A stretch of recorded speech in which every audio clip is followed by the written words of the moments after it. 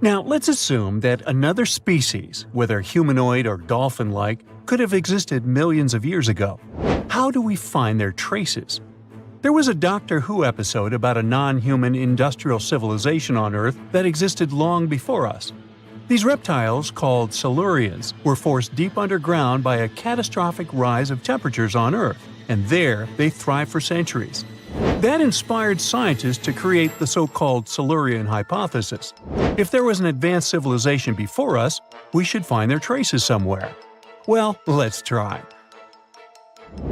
Climatologist Gavin Schmidt and astrophysicist Adam Frank decided to dive into this themselves. Like us, any technologically advanced civilization would be hungry for energy, so they looked for global effects that would leave a widespread mark. For example, hints of large-scale industrial processes, like plants and factories, and their leftovers. Then comes the question of how long these civilizations would last. If they existed for a long time, we should look for long-lasting signs, like residues from burning fossil fuels, mass extinctions, synthetic chemicals not found in nature, and even traces of nuclear fission.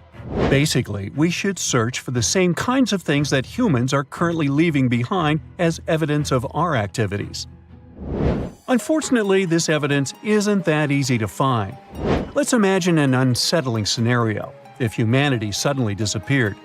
Even though it seems like we've left a lot of changes on our planet, the future civilization millions of years from now would struggle to find any remnants of our existence. Why? Well, our planet has existed for 4.5 billion years. Complex life on Earth has existed for more than 400 million years. Compared to that, our industrial period only lasted around 300 years, and we haven't left any significant traces. Our record of Earth's history is full of gaps, especially the further back you look.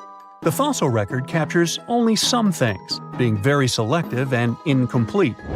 On average, one fossil emerges every 10,000 years, and dinosaur footprints are even rarer. Mountains rise, oceans change, and plate tectonics can easily wipe out evidence of entire civilizations. After a couple of million years, chances are any physical signs of a civilization would disappear. In order to find at least something, we have to look for things like odd sediment patterns or unusual isotopic ratios. Also, fossils mostly form in water, leaving us in the dark about creatures on land or in the jungles. So even if there was a technologically advanced society millions of years in the past, and even if they were far more advanced than us, we might struggle to find any clues of its existence. Frank and Schmidt try to understand how we could ever hope to spot signs of them. Discovering actual cities would be the ultimate proof of a Silurian-style civilization on Earth. But Adam Frank isn't too optimistic. Even now, our cities cover less than 3% at the surface, making it easy to miss ancient city ruins. Whether a city survives over tens of millions of years depends on whether the land around it is sinking, getting locked into a rock, or rising, getting worn away by rain and wind. So places like the French Quarter in New Orleans might have a better shot of making it into the geologic record than, say, Haight-Ashbury in San Francisco. When it comes to finding artifacts, the odds are pretty slim as well. No prehistoric iPhone would survive millions of years, fancy glass or not. Finding their fossilized remnants might be a bit more promising, but it's still tricky. Considering modern humans have only been around for about 100,000 years, it's quite possible that we might overlook any traces of an earlier advanced species.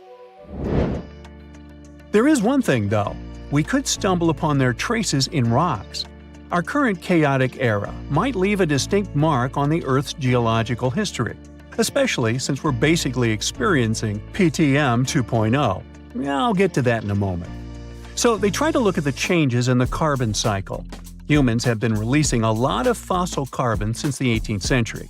This leaves a special mark in the carbon isotope ratio, like a signature that shows the difference between carbon in living things, such as seashells, and carbon in lifeless volcanic rock. Scientists also look for signs in the way sediments are arranged. Large coastal deltas might mean that there were bigger rivers made by folks in this hypothetical civilization. Traces of nitrogen could suggest big-scale farming, where they used a lot of fertilizer. Spikes in metal levels in the sediment could mean runoff from heavy industries. Of course, a single find like that wouldn't tell us anything. Schmidt says the key is to look for multiple signs together. Without clear artifacts, the uniqueness of an event might show in various clues rather than a set of changes linked to a single cause. On a quest for Silurian-style clues, scientists even decided to check the Moon. Some astronomers find it surprising that no one has looked into this before. They even joked about the possibility of dinosaurs building rockets and leaving traces on the Moon or other celestial bodies. These astronomers think that Earth-like planets tend to erase signs of civilizations on their surfaces. So they're exploring the wild notion that these beings might have been space travelers. In that case, remnants of their technology, known as technosignatures, could be lurking not only on our Moon but also on asteroids, or even buried on Mars. There they might endure for millions or even billions of years. Unfortunately, so far, despite digging into the past 380 million years and examining all suspicious events, the researchers haven't found a clear match for a technological civilization. They don't give up, though. Frank calls for more investigation. For example, we could study how modern industrial chemicals stick around in ocean sediments. This, he believes, could help us identify similar chemical traces in the Earth's history. If there are no traces, why do we even bother to find something like that? This research is based on Schmidt and Frank's recent papers. They were delving into the Anthropocene. It's the proposed epoch, dominated by human activities on Earth. It's full of these things called hyperthermals. They're prehistoric events when temperatures on Earth sharply increased over a relatively short time. They're like extreme heat waves from the past. A great example of this is the Paleocene-Eocene thermal maximum, or PETM for short. It happened around 55.5 million years ago and saw a rapid rise in global temperatures. Over 200,000 years, the average temperature on Earth jumped from about 9 to 14 degrees Fahrenheit. We study these hyperthermals to understand how they occurred, from natural causes or human activities. So, these hyperthermals sparked the genesis of Frank and Schmidt's research. To study them, scientists started examining chemical signals and tracers left in rocks. When doing that, Schmidt and Frank uncovered some eerie parallels between all the climate issues we have today and past periods of rapid temperature shifts. There's a close similarity between the PETM and other hyperthermal events. So all this work isn't just about solving a historical mystery. Understanding our impact on the environment can guide us to finding better ways to live in harmony with the planet and avoid becoming a forgotten species in the future. Our Milky Way is filled with lots of planets that could be just right for life, but we don't know if there are other civilizations out there. Earth is the only place we know of with living beings. About 200 years ago, people wondered if there might be civilizations on Mars. Back then, it was a real question. But once we got pictures from space probes, we decided there wasn't any evidence for it, and that idea got stuck in our minds. Now, it's not even considered a valid topic for serious science. It's seen as kind of silly. But no one has set clear limits on what could have happened on our own planet a really long time ago. So, even if there is no proof, we shouldn't throw away the possibility. Don't forget, it took humanity a while to recognize dinosaurs. Maybe Silurians are just patiently waiting for their time. The ancient Indian texts mention beautifully decorated chariots or entire palaces called vimanas that could take off and, in a matter of seconds, fly away as far as space. Some people believe these vimanas only existed in Indian mythology, but it's also possible that they were based on a real technology that had been lost over the centuries. According to the Vedas, ancient Indian religious texts, there was the elephant vimana with several engines and many other types named after animals and birds. There was one for local travel, one for visiting different countries, and one for traveling to the moon and various planets. They could develop a great speed. One vimana had the superpower of invisibility. Another one was shaped like a sphere and was built on the winds produced by Mercury. This vimana was said to generate an enormous ray like the sun and make noise like the storm's thunder. All the vimanas were unbreakable and perfect for attacks on foes. Now, to operate a vimana, you'd need to know a lot of stuff, pretty much like today's airplane pilots, 32 secrets in total. They'd cover the aircraft structure and the secrets of taking off and maneuvering without crashing. That's a good thing. The pilot was also expected to know how to be seen and unseen, how to be hidden, how to be quick, how to manage contractions and expansion, and many other tricks. To hide the flying machine from foes, the pilot was instructed to move to the 8th atmospheric layer above the Earth and use the power of dark solar rays. This instruction might sound a bit weird, but there were others, more realistic ones, which still make sense in modern aeronautics. There are sections of ancient texts on the vimanas that focus on details like flight paths, pilot training, navigation, and even suitable clothes for pilots and recommended food for long flights.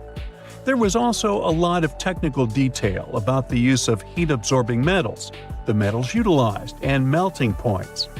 The supporters of the theory that the vimanas were more than just myths are sure that the ancient Indians would unlikely go into all these details just for a beautiful story. So, the flying palaces might have been real and way ahead of their time, like many other great Indian inventions. Back in the 6th century BCE, an Indian physician named Sushruta basically wrote the original guide to medicine and surgery. They even called him the father of surgery for his work. Sushruta laid down the details on hundreds of medicinal plants and described complex surgical procedures. He gave instructions on nose reconstructions and skin transplants from one part of the body to another. The original method of rhinoplasty, which involved taking a piece of skin from the forehead to reconstruct the nose, is still used today. But back then, it had a slightly different purpose than surprising your followers on social media. Those nose jobs helped out folks who had lost their noses as punishment for crimes or in fights. Now, you gotta thank an ancient Indian math prodigy for the invention of zero. It might not seem like a big deal, but without it, we would have no binary system and no computers. People before the 5th century CE were only thinking about some sort of a sign to indicate nothing. The invention made addition, subtraction, and other mathematical operations a whole lot easier. You can see the oldest zero in existence carved in the wall of a temple in Gwalior, India. The Indus Valley Civilization was using rulers in 1500 BCE and earlier. Made from ivory, these rulers were found during excavations in what is present-day Pakistan and northwestern India. They were widely used in architecture with amazing accuracy. They had units corresponding to slightly over 1 inch that were marked with precise subdivisions within 5/1000ths of an inch. The next invention is more of a concept than a physical item. Standardization is all about setting the rules based on a bunch of people, things, or interests.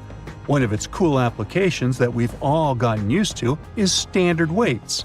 Whether you're using pounds or kilograms, you need these universal measurements for weight, right? For this, we owe a big shout-out to the merchants from the Indus Valley Civilization who lived around 4,000 years ago. They were measuring everything from food grains to fancy luxury goods using these standardized weights. And their weights had decimal and binary mathematical systems going on. They didn't have high-tech gear, but they pulled off some serious precision using complex calculations and even sand for construction. Their art of standardization made its way to Persia and Central Asia, basically becoming the global weight-watching standard. So, if yoga is your go-to exercise, you definitely have a personal reason to appreciate the ancient Indian geniuses. Over 5,000 years ago, during the rule of the Indus-Sarasvati civilization in northern India, yoga was first mentioned in the Vedas. Yoga was refined and shaped over the centuries until it grew into a massive teaching with over 200 sacred writings dedicated to this way of obtaining enlightenment. At the beginning of the current era, yoga got a new trajectory thanks to a Hindu writer who laid down a system of yoga in his text, the Yoga Sutras. It became a whole-body rejuvenation, a life-extending practice with poses that you are still doing on the mat today. Yoga has reached the Western world only in the 19th century, and it caught on like wildfire. Chess, the all-time top game for intellectuals, is also an Indian invention.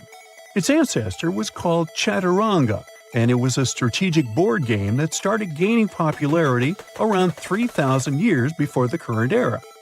This early Indian version of chess was played by 4 people, not 2, and had 64 squares. Each player had 8 pieces, ranging from pawns to kings, bishops to knights, and there was no standard 6-faced dice. They rolled with an oblong one. Players facing off were actually allies, forming 2 teams based on the direction they sat. Chess that we know and love today was first mentioned in ancient Indian literature in a legend.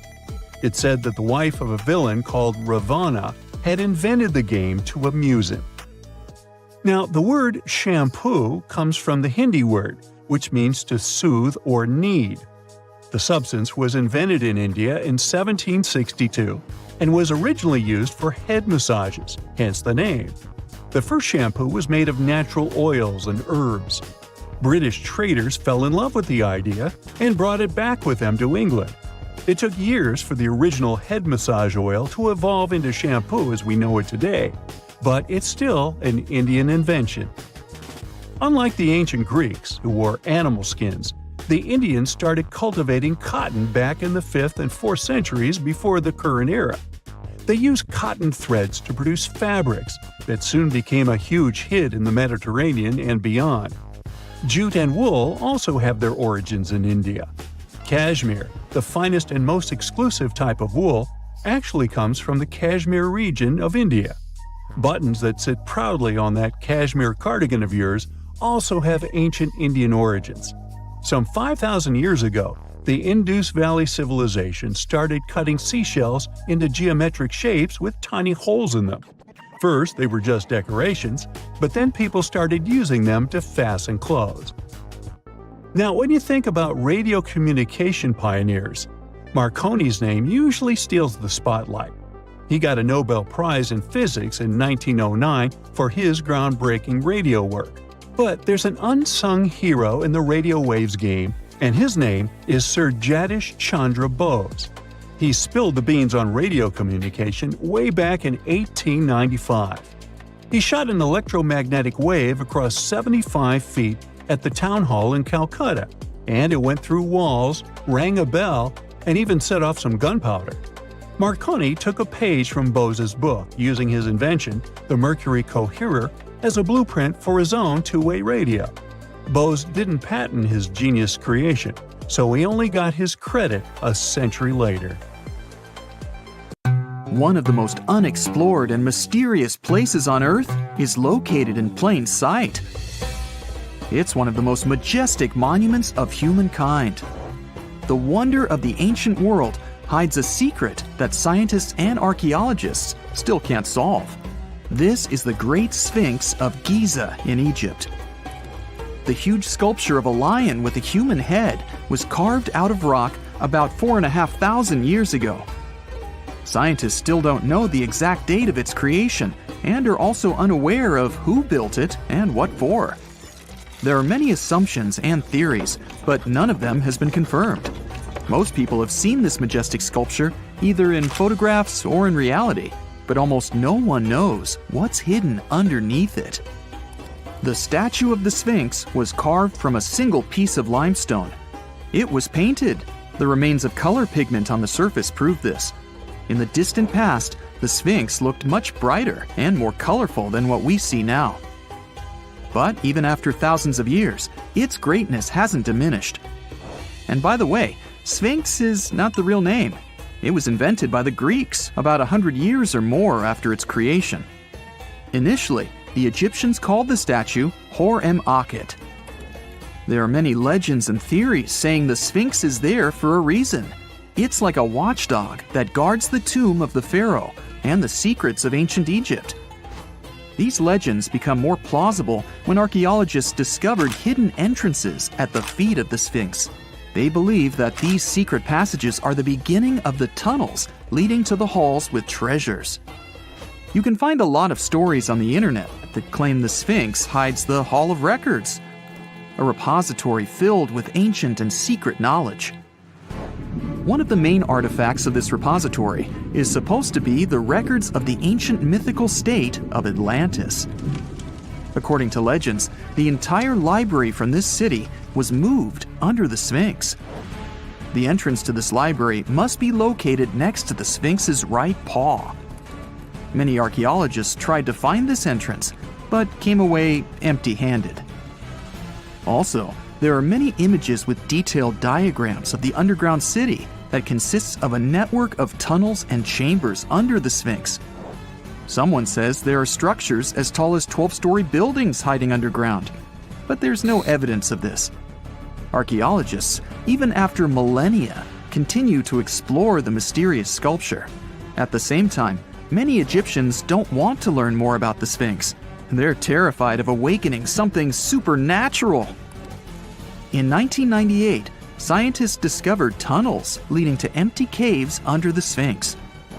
They found evidence of earlier excavations there. It's quite possible that someone managed to find the treasures and take them away. Some people believe Egyptians found some kind of artifact under the Sphinx that has the power of unknown advanced technologies. The artifact is so powerful that it can change the course of history. Of course, most theories are just fairy tales of conspiracy fans, but it's a confirmed fact that the Sphinx hides a system of caves and rooms. There are so many rumors surrounding the Sphinx that it's impossible to understand what's true and what's false. In any case, it's difficult and dangerous to study the sculpture because active excavations can destroy it. And then the entrance to the underground rooms can get blocked by rocks and lost forever. Also, further exploration requires a lot of money, and financing is not always easy to find. But the main reason? It's too risky. There's no guarantee that people will be able to get out of the underground labyrinths. For these reasons, scientists and archaeologists have been exploring this majestic structure for so long. Another famous architectural monument with a secret is Mount Rushmore in South Dakota. Everyone admires the images of the US presidents' faces carved into the rock, but few people know that there's a secret room hidden behind the head of Abraham Lincoln. The architect of Mount Rushmore wanted to carve slabs on the rock with the record of the main stages of the country's history. But his plan was too complicated to carry out. Then he was offered to implement it on a much smaller scale, to build a secret room inside the mountain. The idea was to save this knowledge so that future generations will always remember the history of their country. Unfortunately, the architect didn't have time to finish his work. The construction stopped for several decades. But in the late 90s, the project was resumed. Porcelain enamel panels depicting the history of the US were placed in the room. It's possible that these plates will be stored there forever. But people can't see them, at least for now. The room is inaccessible to tourists as it's too difficult to get inside. Another secret room is located in the Empire State Building. More precisely, it's not even a room, but a place where you can take cool photos. Almost all tourists gather on the observation deck of the 86th floor to enjoy a stunning view of Manhattan. But there's another deck with panoramic windows on the 102nd floor. There are way fewer people there because almost no one knows about that place. Fortunately, access to this deck is open to everyone. You probably won't have to wait in line for a long time to take a photo. You'll feel special because you're in such a secret place where there are almost no people. But the coolest place is even higher, on the 103rd floor. This is a spacious observation deck where celebrities get their photographs taken. It's not a public place, but if you know the right people, you can get there. There are almost no security measures on the site. Only a low ledge between you and an abyss. That's why crowds of people are forbidden from coming here. It's not so easy to get there. and you're unlikely to succeed without a guide.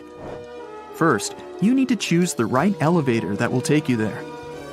Then you'll go through several engineering rooms filled with pipes, electrical panels, and other technical stuff. The final part of your way is a set of stairs inside a tiny corridor. And here you are, at the top of New York. Now we're in Paris. See the Eiffel Tower?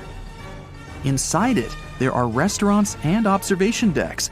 But if you try hard, you can find a secret apartment. Now it's a museum, but it was built so that people could live in it. The architect of the tower, Gustav Eiffel, created this apartment in 1889 for himself. It's almost at the very top of the Eiffel Tower. Imagine what a beautiful view he observed every day. He was the first and only tenant. No one else could gain access to this place. When the architect passed away, the apartment remained empty for a long time. Only recently, they restored it and turned it into a museum. Inside, the epoch of the last century is recreated. They even put wax figures of Gustav Eiffel, his daughter, and the American inventor Thomas Edison inside the room. This place is filled with an endless stream of passengers, office workers running late, visitors from other cities, noise, and train whistles. At Grand Central Station in New York, among all these sounds, you can hear the sound of a ball hitting a racket, if you're in the right place. A real tennis court is hidden inside New York Central Station. It belongs to a tennis club that arranges corporate games for employees of many companies. The club was opened in the 60s. Now we're moving to London, Charing Cross Road. It isn't easy to find one secret place here. To do this, you need to look carefully at your feet. Do you see these sewer grates in the asphalt? Inside them, you can notice two signs with the name Little Compton Street. Yeah, there's another street right below you. It disappeared from all maps at the end of the 19th century. Charing Cross Road was built over it. The identification signs that you see are part of old engineering tunnels. There's another interesting place in London. It's located in the southeast corner of Trafalgar Square. At first glance, it looks like a thick lamppost, but there are too many tourists walking around. You come closer and realize that one person can easily fit inside the post. The lamppost belongs not to an electrician, but to a police officer. Yeah, this is the smallest police station in the world. It was built in the 1930s and used as a watch post. Officers had to sit there one by one and watch Trafalgar Square. That always attracted a lot of pickpockets and all kinds of other criminals. Listen to this. Neanderthal fiber technology. Nope, I'm not joking. The concept is real. In 2020, a team of scientists published a paper that redefined the way we saw our closest ancestors. A find in France changed archaeology forever, and it wasn't the first time something like this had happened. But let me start from the beginning. Neanderthals. For a long time, they fit the image of the typical cavemen. If you are now thinking of someone like Fred Flintstone, you wouldn't be much wrong. What was the reason behind this stereotype? When did we start believing that Neanderthals were not the brightest tools in the shed of evolution? In comes William King, a 19th century British geologist. He was the man who named the Neanderthals. Based on the bones King found, the scientist declared the species not intelligent, and this image stuck with the Neanderthals for centuries to come. But a piece of string, just 1/4 of an inch long, changed everything. A small, dry river valley, Abri du Maras, was the place of the great find. Archaeologists unearthed a cord fragment next to a stone tool. Such twisted fibers could have been used for everything from making clothes to fishing nets. In prehistory, this was some advanced tech, and the Neanderthals seemed to have mastered it. Scientists already knew that these early humans made tar from birch bark, and that they produced shell beads. There's even evidence of Neanderthal art. They were definitely not primitive. The string section and similar finds are changing the way we perceive our ancestors. The world of archaeology is constantly changing. Take the pyramids in Egypt, for example. Turns out, they weren't really built by an army of people who the pharaoh made work until they passed out. Herodotus, the famous Greek historian, was the man who started the confusion. He claimed, in 500 BCE, that 100,000 men took part in the construction of the Great Pyramid in Giza. He made no mention of who they were and why they were building the pyramids. That's how the myth started. Huge stone slabs pulled by humans, driven by a foreman with a whip. But Egyptologists would beg to differ. Those are the scientists who study ancient Egypt's culture. Fairly recently, they uncovered a workers' village that told a different tale. Yes, there was evidence of hard work on the workers' bones, but the construction industry is demanding even today. It took almost 6 years for 12,000 workers to complete the world's tallest building, Burj Khalifa. Back in Egypt, 3 times more workers finished the Great Pyramid in around 2 decades. An impressive feat of ancient engineering, wouldn't you agree? Superiors looked well after the Egyptians who built the pyramids. Their diet was rich in protein. They had medical care and they got paid properly. In fact, they lived better than the non-working population. And they lived with their families near the construction site. Archaeologists know all this because they unearthed bakeries and dormitories with bread jars and other goodies. Looks like the pharaohs were okay employers after all, and the job market wasn't that terrible. They also kept detailed papyrus records of the build and hieroglyphs. You and I wouldn't stand a chance of reading these letters that resemble images. Egyptologists had the same problem. For over a millennium, no one had used this type of font. And it's not like there was an English ancient Egyptian dictionary you could open and find meanings of words. But all this changed in 1822. A couple of decades before, the French found a broken slab of black granite. The stone contained one text in 3 scripts: Ancient Greek, Egyptian hieroglyphs, and Demotic. The last one was also the Egyptian language, but in a simplified script. Scientists dated it back to 196 BCE. The content is a religious proclamation. A French philologist and Orientalist, Jean-François Champollion, was the first one to crack the code. You see, people haven't forgotten ancient Greek letters. The Frenchman successfully matched the Greek letters with the ones in the Egyptian script. And voila, we were finally able to read hieroglyphs. The name of the piece of granite that made it all possible was the Rosetta Stone. The importance of its discovery went beyond archaeology. The word Rosetta Stone even entered the English dictionary. It represents a discovery that helps people understand an enigma that has been puzzling them for a long time. There are similar games. A symbol is attached to a particular message. Then you have to decode the message by replacing the symbol with a corresponding letter. In a nutshell, this is what scientists did with the Rosetta Stone more than 2 centuries ago. Do you know what is the oldest deciphered language in Europe? It has an unattractive name, Linear B. The script belongs to the Mycenaean Greek language. It predates the ancient Greek alphabet by several centuries. You can easily guess which script it is descended from. Linear A. The people from Crete used Linear B more than 1,000 years ago. During the Late Bronze Age, the Greek civilization that used the script vanished.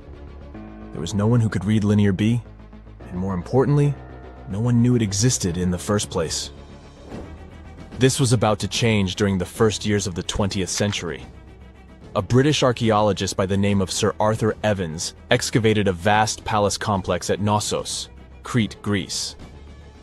This was the center of the Minoan culture that created the enigmatic script. The palace boasted some 1,300 rooms. They had colorful paintings of dolphins, griffins, and bulls. All of these captivated the archaeologists' imagination. But their biggest find was at first overlooked: thousands of slabs of baked clay. The fire that brought down the palace helped preserve the tablets. It was impossible to read the slabs, though. They were written in an unknown language. The scientific community had to wait for another half a century before Michael Ventris cracked the code. He was an English architect and cryptographer. Ventris studied Greek and Latin. While attending the famous archaeologist's lecture, the young man decided to solve the puzzle of Linear B once and for all. He managed to do so in 1952. One of Ventris's most amazing discoveries was that the script was an archaic form of Greek. But cryptology still hasn't solved the code of Linear A. This writing system will remain a mystery until a motivated young person like Michael Ventris comes along. They wouldn't have to be a professional archaeologist. Basil Brown certainly wasn't. Yet in 1939 he discovered the richest early medieval tomb in Europe.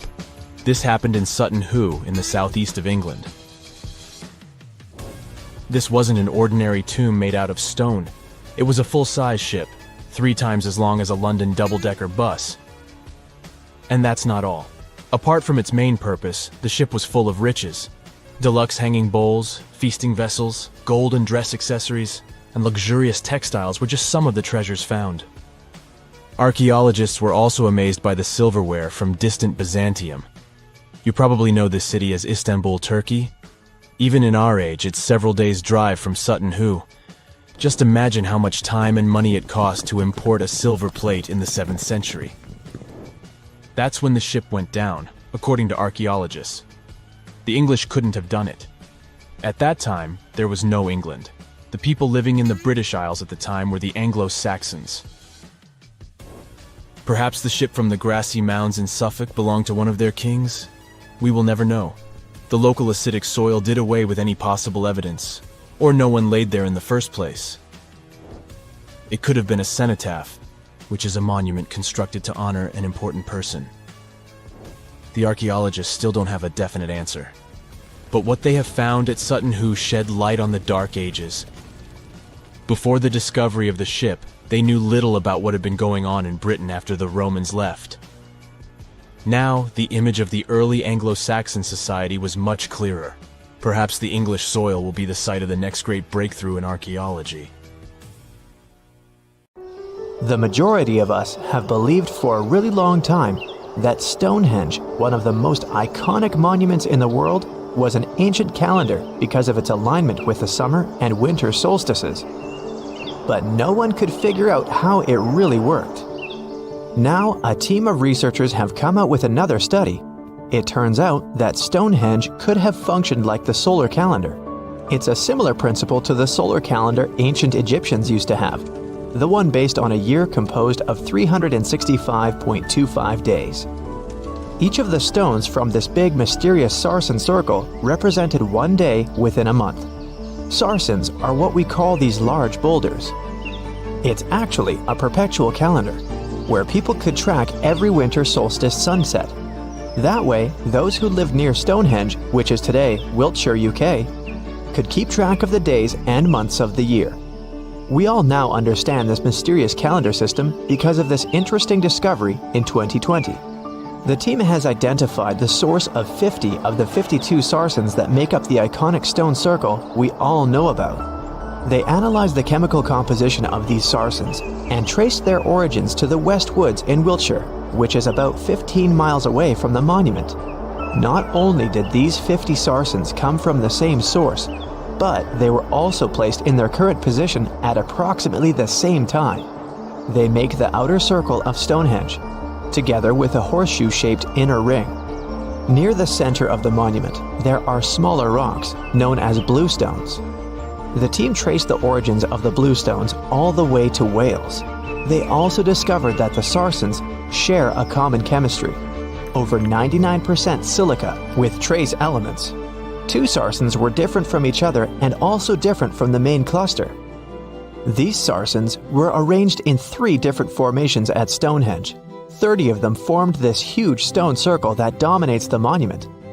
4 station stones ended up in a rectangular formation outside the circle, while the rest, located inside the stone circle, were constructed into 5 trilithons. A trilithon is when you have 2 vertical stones with a horizontal lintel at the top. 30, 5, and 4 are pretty interesting numbers in the context of this calendar system. The 30 uprights that are spread around the main sarsen ring could represent days of the month. If you multiply that by 12, you get 360. Add on 5 more, those from the central trilithons, and the result is 365. And to really adjust the calendar to match a solar year, you need to add 1 extra leap day for every 4 years, right? The team believes the ancient people used the 4 station stones to keep track of this part. So, in this system, they paired the summer and winter solstice every year with the same pair of stones. Ancient people started building Stonehenge about 5,000 years ago, and it took more than 1,000 years to finish the work. But the Stonehenge you see today is not the complete, original version from the beginning. People have broken and taken away many of its old bluestones and sarsens. The entire structure also changed over time since there were generations and generations, 180 of them to be precise, that passed since the beginning of Stonehenge, who would participate in the building and rebuilding of it. People created Stonehenge in 4 stages. They first built a circular enclosure that stretched over 330 feet, 100 meters, in diameter and went around 56 pits. A high bank flanks the ditch of the enclosure, while there's a low bank on the outside. Some theories even say that this part was some form of a communal cemetery. Later, in the second stage, builders added a horseshoe of sarsen trilithons. In the third stage, they constructed a ceremonial avenue that was nearly 2 miles long. It possibly traced the path of the bluestones. People moved from the Aubrey holes to the Q&R holes, a double arc that these bluestones have been arranged into. At this stage, builders also reorganized the entrance stones and recut the main enclosure ditch. During the fourth stage, the stones were broken and builders etched carvings into the sarsens. Later, the bluestones ended up being modified again. Builders didn't leave any written records about how they managed to drag these heavy stones to the site and get them to stand so perfectly upright. But there are theories that say their techniques were more closely associated with woodwork than masonry. They made mortise holes and protruding tenons because they wanted to slot these stones together, and they used tongue and groove joints to do that. When they dug the hole for the stones, they placed timber poles at the back of the holes that were used as brace support. Then, they moved the stone into a position and hauled it upward with ropes. They packed rubble into the hole to make sure the stone stayed in place. A pre-industrial farming society put this fascinating monument together using only tools made of stone and bone. Not even the wheel had been invented yet. This unusual formation is also known as ringing rocks. The stones you can see at Stonehenge have some pretty odd acoustic properties. When you strike them, they produce a loud clanging sound. That could be one of the reasons why people bothered to transport them over such a long distance in the first place. In some ancient cultures, people believed that these rocks contained healing powers. It's a really popular location that attracts over 1 million visitors a year. When it first opened to the public, visitors were allowed to walk among the stones. They could even climb on them, as there weren't any restrictions. Until the 19th century, visitors would regularly chip off pieces of the rock to take them home as souvenirs. They would also engrave their initials into the stones. They camped within the circle and dug fire pits, not realizing that the digging pits could seriously undermine the stability of the entire monument. Over time, visitors have encountered more and more restrictions until the monument was finally roped off in 1997 because of the serious erosion of the stones. That means if you want to visit, you can only view it from a distance unless you want to pay extra for the stone circle experience, which can be arranged outside of normal visiting hours. Stonehenge originally had 2 entrances that led into the enclosure. There was a wide one to the northeast and one that was a bit smaller and located on the southern side. If you look at it today, you can see there are many more gaps. This is mostly because of tracks made later that once crossed the monument. The ground within Stonehenge has been severely disturbed, and it wasn't just about random visitors digging fire pits. There was a group of people who dug a large deep hole within the stone circle in the 17th century because they were looking for treasure. Then there was Charles Darwin, who also did some digging because he was studying earthworms in the area. He wanted to know how these worms could impact objects in the soil over time. He observed how a fallen stone there had sunk deeper into the ground and realized it was happening because of the activities of these tiny creatures who churned through the soil all the time. In 1963, there was a theory that Stonehenge had been built as some sort of computer that predicts solar and lunar eclipses. Later, some proposed it was actually constructed as a monument to ancestors that had passed away.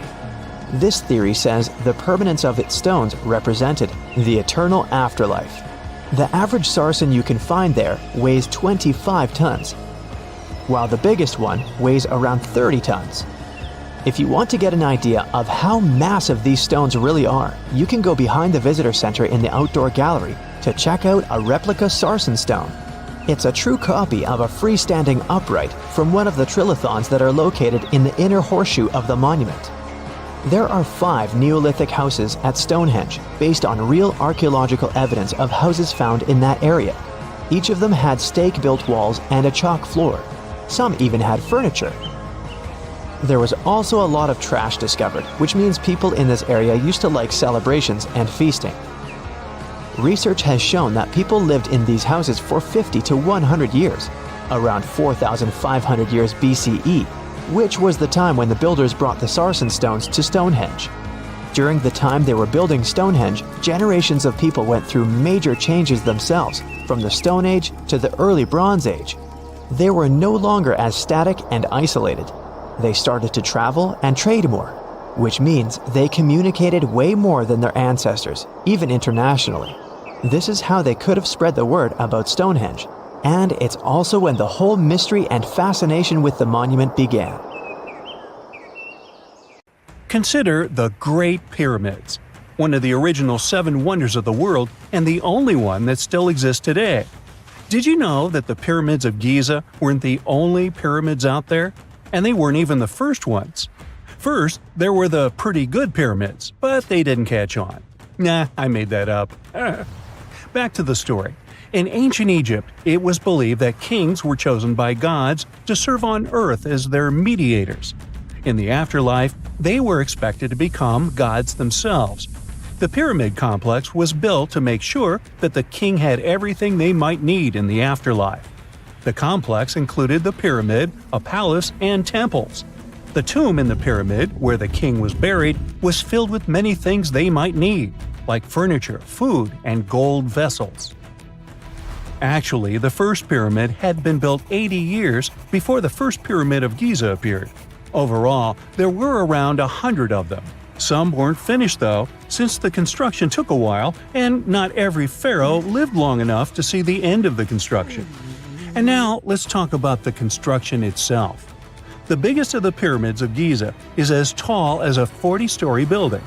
So how on earth did they manage to build a structure that massive 5,000 years ago, long before machines and other equipment appeared? Well, let's figure it out. So Pharaoh Khufu ascended the throne around 2575 BCE, and his architects started the construction of the oldest and biggest of the pyramids of Giza. He figured that over 2 million limestone blocks had to be used to build the pyramid, each weighing around 2.5 tons, around the weight of a rhino. The architect wanted to finish the construction in 20 years. To make it possible, a stone had to be carried and pushed into place every 4 minutes, 24 hours a day, 7 days a week, and 365 days a year, except leap year. So obviously, a lot of workers were needed to make it happen. Many believe that it was enslaved people who worked at the pyramid's construction site, but that's not true. Workers came from all over Egypt to contribute to the project. All in all, around 25,000 of them. The Egyptians were doing all kinds of work, starting with manual labor and crafting tools to administrative work. They all worked around 10 hours a day. They were housed and well fed, and they were overall living a more comfortable life than an average Egyptian could afford at that time. Supposedly, the builders lived in a nearby temporary city and were a highly organized community with a strong leader. The pyramids seemed to be designed to align with the points on a compass, and their sides symbolized the rays of the sun. But back at that time, there were no compasses. Ancient Egyptians figured out the directions themselves and with amazing precision. To align the pyramids, they used 2 constellations. The construction site was arranged on the west bank of the Nile River. This also had a symbolic meaning. Just like the sun sets in the west, Life sets in the west as well. The second pyramid of Giza was for Khufu's son, Pharaoh Khafre. It's a bit smaller, but this one has the famous noseless statue of the Sphinx. Of course, originally it had a nose. I would tell you what happened to it, but it's still a mystery, and no one knows for sure. Sphinxes have the body of a lion and the head of a human. They were considered guardians of important areas. This famous Sphinx, also pronounced Sphinx, has the head of Pharaoh Khafre and is guarding his pyramid, facing the sunrise. The Sphinx is one of the biggest and oldest statues in the world. Originally, it not only had a nose, but was also painted. Scientists have discovered traces of the red color of its face. So, most likely, the Sphinx was painted red. There are also remains of yellow and blue color on its body. The statue definitely wasn't boring. Till around 1800, the Sphinx was buried up to its shoulders until an adventurer with a team of 160 men dug it out. But let's get back to the construction. The workers, of course, needed stone blocks. There were two main places where people could get these stones. One source was close to the construction site, but that fossil-lined yellow stone was only suitable for the pyramid's interior. The limestone blocks for the exterior were hauled from 8 miles away on 30-foot-long sleds. Apparently, it wasn't too hard to pull them. The sand mixed with the right amount of water was pretty slick, and 10 people could move a sled even with a rock weighing so much. Surprisingly, cutting off a block of limestone wasn't the biggest problem. When in the ground, it was soft and could be split relatively easy. But after getting exposed to the air, limestone hardens. So the most difficult part was to shape the blocks. That step was crucial because the smallest inaccuracies could lead to the whole pyramid collapsing. So, okay, those limestones were mined, carried on a sled, shaped, and then what? How could they be put into place? Well, this is still a mystery. Archaeologists have discovered the remains of a ramp system that dates back around the time the pyramids were being built. So historians have come to the consensus that, most likely, the Egyptians designed a unique ramp system to move and pull huge stone blocks. The most common opinion is that there were several ramps around the pyramid. There probably was a central ramp with 2 staircases on each side of it built over the pyramid stones. The ramp was growing as the pyramid was getting higher. People might have been walking up the stairs, pulling up stones on wooden sleds. But this is just one of the options. Other experts say that the ramps were around the pyramid, and some say that the ramps were inside the pyramid. Maybe we will never know for sure, and it'll forever remain a mystery. The exterior limestone of the pyramid was polished with sand and stone until it gleamed. On top, there was a gold and silver capstone, which glimmered over Egypt like a second sun. So, that's how it was 5,000 years ago. Now, about the interior. Surprisingly, there's not much inside the pyramid. Most of it is just solid stone with very little open space. But let's take a quick look inside. From the entrance, there are 2 stairways, one going down and the other going up. They take us to the chambers. There are 3 of them inside. Now, why is that? Apparently, throughout the whole construction, a burial chamber had to be prepared at all times, just in case a pharaoh kicked the bucket before the construction ended. So, separate chambers were built one after another as the construction progressed. The last of them was the main one. It's called the King's Chamber. It's the one where Khufu was resting. It's the biggest room at the very heart of the pyramid, and there's a big passageway leading to it. It was likely used as a kind of elevator to move granite up to build the interior. Granite was also used to make 5 stories of support beams to ensure that the pyramid didn't collapse. And we can see that it worked since it's been standing for centuries. Unfortunately, none of these chambers have hieroglyphs on the walls. If you want to see the writings, you should go to the decorated tombs near the pyramids. Those pieces of art are depiction of ancient Egypt's culture and daily life. The texts allow researchers to study their language and grammar. The treasures that once were in the pyramids have been taken by people. There are also many secret tunnels and passages inside the pyramids, but even today, no one knows the whole plan of the interior. Scientists have been sending little robots with cameras inside for many years, but there's still a lot we don't know about the pyramids. Now they're trying to use an X-ray to scan the pyramids from the outside without going inside. So yeah, ancient Egyptians did create a mystery no one has been able to crack for 5,000 years already. Most people know that pyramids were built as grand tombs for the pharaohs, designed to ensure they had a smooth journey to the afterlife. The Great Pyramid of Giza, for instance, was constructed for the pharaoh Khufu. But what most people don't know is that this whole pyramid building trend started right here with the step pyramid of Djoser about 4,700 years ago. This massive structure was built for Pharaoh Djoser, a ruler from Egypt's 3rd dynasty. It rises 7 layers high above the ground and stands about 200 feet tall. We think of it today as a phenomenal architectural project, but for ancient Egyptians, the step pyramid of Djoser turned out to be more like a massive experiment, a trial run, if you will, to perfect their building skills before they moved on to even more ambitious pyramids. Reaching new heights is super exciting, but the real mystery is what is going on below the ground. In this pyramid's underground labyrinth, there is a network of tunnels stretching about 3.5 miles long, and some researchers believe these tunnels might have been part of a sophisticated water system that could completely change what we think about pyramid construction. Let's talk about this massive complex located in Saqqara. Surrounding the pyramid, there's what's known as a dry moat, a continuous trench that is up to 164 feet wide and almost 2 miles long. It forms a sort of rectangular shape around the pyramid. This trench has an average depth of about 65 feet.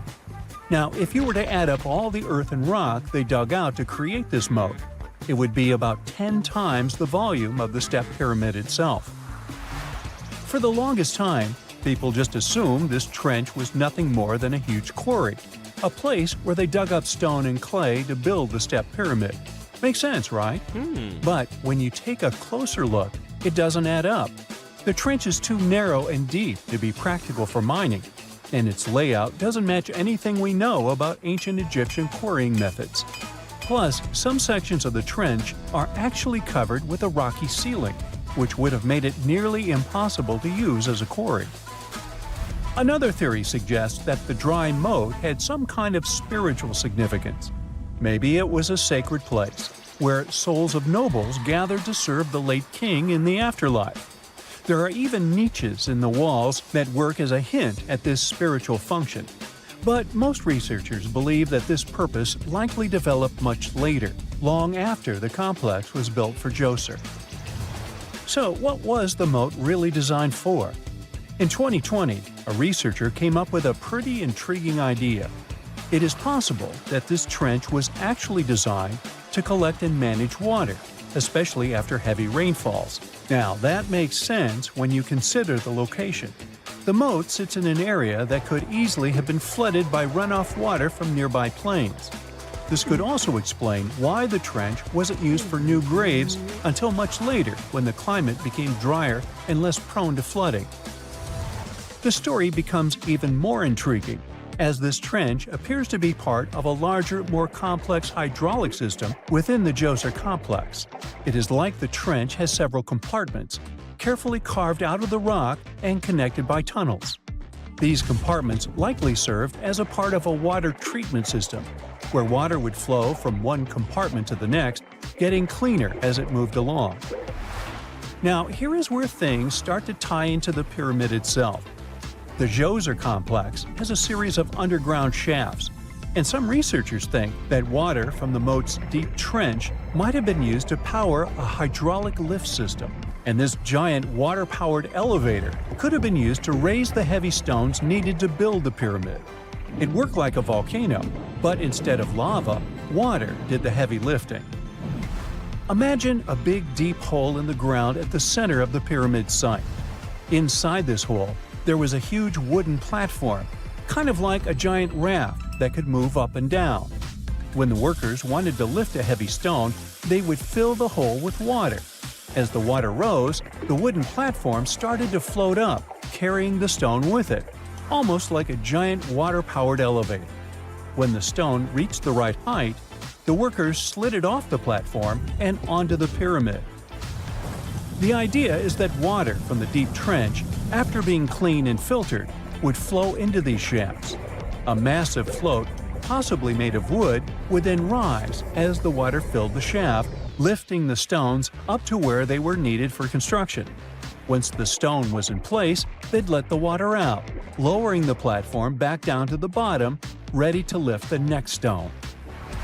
This fancy hydraulic lift system could have been a game changer, making the whole building process a lot faster and more efficient without using a lot of workforce. It is like the ancient Egyptians were already embracing the whole idea of work smarter, not harder. But of course, not everyone is on board with this theory. Some experts argue that the area where the step pyramid of Djoser was built couldn't have held enough water from occasional rains to maintain such a fancy hydraulic system. The main theory suggests that, in the past, there might have been some kind of lake nearby that would have filled up after a period of rain, and this lake could have supplied water to the complex's hydraulic system. But there is no mention of such a lake in any ancient Egyptian writings, so it might be more of a what-if situation than a reality. And then there's the issue of the hard work itself. Remember when I said this method could have allowed the ancient builders to raise stones with far less effort? Well, that might not be entirely true.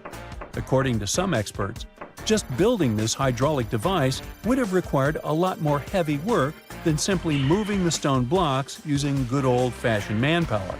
And let's not forget, the step pyramid of Djoser is like a baby pyramid compared to those that came later. The stones used for Djoser's pyramid weighed, on average, about 660 pounds each, which is nothing compared to the more than 2.5-ton blocks used later for the pyramid of Chephren. If this cool water lift theory gets completely ruled out, we still need to explain how this pyramid was built in the first place. To answer that, we need to rewind a bit and talk about the original plans. See, before Djoser's tomb became a pyramid, the idea was to construct a simple mastaba. This type of tomb was pretty common in earlier periods, a flat-roofed, rectangular structure with sloping sides. But after the original mastaba was finished, they decided to expand it a bit by adding more layers on top. And then they added even more layers, until the construction reached 6 distinctive steps, each one smaller than the previous. And they probably did all this by raising those heavy stones using ramps, not a water-powered elevator. There is still so much we don't know about the step pyramid of Djoser. More research is definitely needed to fully understand how this system worked, or if it even existed at all. But the idea of using water to help build the pyramid adds a whole new layer to our understanding of ancient Egyptian engineering. It's a powerful reminder of just how clever and resourceful those builders were, using the natural landscape and the power of water to create one of the most iconic monuments in history. When you hear the word mummy, you might get a chill down your spine. That's because most of us associate this word with those creepy characters we've seen in some scary movies. But in reality, mummies have helped us understand a lot about ancient civilizations, their rulers, and about how people used to deal with losing their loved ones. The people most famous worldwide for their mummies are the ancient Egyptians. They believed that some sort of existence after passing away was possible, if certain conditions were met. That's why they insisted on preserving the human body through the process of mummification and placing the mummy in a furnished tomb, kind of like giving it a fully functioning apartment of its own. Why did they believe in this? Well, because they were deeply connected to their natural environment for the most part. They saw the natural cycles around them, like how the sun rose every day, followed by the moon, or how new life was always sprouting from plants, even after they had wilted away. They also believed that the powerful spirit Osiris, who represented the cycle of passing away and resurrection, played a role in this process. To prepare for the afterlife, the ancient Egyptians followed certain rituals, like mummification, which involved using materials like honey, resins, and incense to preserve the body. There's no other mummy more popular than that of King Tut. He was a young pharaoh who ruled over 3,000 years ago in Egypt. The problem with discovering ancient royal tombs is that most of such burial sites were previously robbed. People knew ancient rulers had been left with many valuable belongings, so those locations became vulnerable to thieves. When King Tut's tomb was opened in 1922, people were excited because it had not been robbed, like many other previously discovered royal tombs. That's how well hidden it was. Inside, his mummy was encapsulated in a total of 3 coffins, including one made of gold. The objects found in his tomb showed us what ancient Egypt was like, and studying his mummy also helped us learn about the culture and practices popular at the time when he passed away. We also learned about his family by looking at his DNA. Scientists were able to discover that he had had a disease called malaria and a problem with his foot that might have made it hard for him to walk. Ramses II was another pharaoh in Egypt who ruled for 68 years, which was quite a lot back in the day. He was known for his expansion campaigns and building projects. Many objects from his time as a ruler still exist today, including a large statue of him. Ramses II was about 6 feet tall and lived to be about 90 years old. After looking at his mummy, scientists concluded that he may have had a medical condition that affected his spine. Now, remember those thieves I mentioned before? They are probably the reason why Ramses II ended up in a plain coffin in a secret collection of royal mummies at Deir al-Bahari, which was rediscovered in 1881. Thankfully, archaeologists were able to identify him because his journeys had been recorded on his wrappings. The process was really tedious too. In fact, in ancient Egypt, the mummification process could take a staggering 70 days to complete. A special person would say a very specific speech while delicately handling the body and drying it out using a type of salt called natron. They also used linen and resin to make the body look more lifelike and to wrap it in cloth. The tomb was equally as important for ancient Egyptians. The walls of King Tut's tomb, for example, were adorned with intricate artwork that depicted his journey to the afterlife, from his burial procession to his passage through the underworld. The ancient Egyptians believed that everyone made this journey after passing away, and they filled their tombs with items and paintings to help the person in their spiritual travels. Additionally, the walls of the tomb were decorated with spells from a special book, which contained a collection of poems that the Egyptians believed would help people reach the afterlife. And speaking of how important this journey was, people also placed food in these ancient tombs. In King Tut's tomb, archaeologists discovered 36 jars of vintage beverages and 8 baskets of fruit, which were believed to be left there to help him in his journey to the afterlife. The Egyptians believed that traveling to the afterlife took a really long time, so they left a lot of supplies, such as food and water, to sustain their loved ones. Pharaohs also generally had numerous luxurious garments and beautiful jewelry in their tombs to ensure that they would have a fashionable journey. These items included various types of linen clothing, such as tunics, scarves, gloves, and headdresses, as well as a lot of gold jewelry with precious stones, like bracelets, buckles, pendants, necklaces, rings, and even precious depictions of insects for protection. Some were also deposited with fans made from ivory and ostrich feathers to keep them cool in the afterlife. Some ancient rulers were even placed in their forever apartments along with boats. For example, Pharaoh Khufu built the Great Pyramid at Giza as his tomb, and a large ship was found inside. King Tut, however, was buried with multiple boat paddles, but no actual boat. Instead, he had 3 chariots and numerous walking sticks made of precious materials, perhaps indicating he'd rather travel to the beyond by land, not by water. Amongst the most interesting objects found near ancient mummies are bottles of oils and perfumes. If rulers were supposed to be fashionable, why not smell nice too, right? Also, some of them had some ancient kinds of board games. most of them made out of precious materials like gold or ivory. One of those games was called Senet. It was very popular amongst the ancient Egyptians and very similar to modern-day chess. The ancient Egyptians may have the most famous mummies out there, but they weren't the first to invent the procedure. In fact, it all started in South America with an ancient civilization named the Chinchorro. As far as we know today, these people were the first to mummify their loved ones that had passed away. They did it somewhere around 2,000 years before the Egyptians started their own rituals. Sure, we can tell a lot about ancient rulers by studying these mummies, but until recently, we had no idea what they really looked like during their lifetime. Not so long ago, though, some very special mummy paintings were found by archaeologists studying ancient Egyptian objects. These mummy portraits are highly detailed paintings of individuals that were made while they were still alive. Such paintings were often painted on wood, as opposed to the classical portraits we all know about, which are painted on canvas. They are known for their realism and beauty, and have even been used by researchers to diagnose diseases by comparing them to the corresponding mummies. Some of these portraits also include depictions of jewelry, which was later found on the mummies. The recent discovery of these mummy portraits in Central Egypt is significant, as it marks the first time in over a century that such paintings have been found.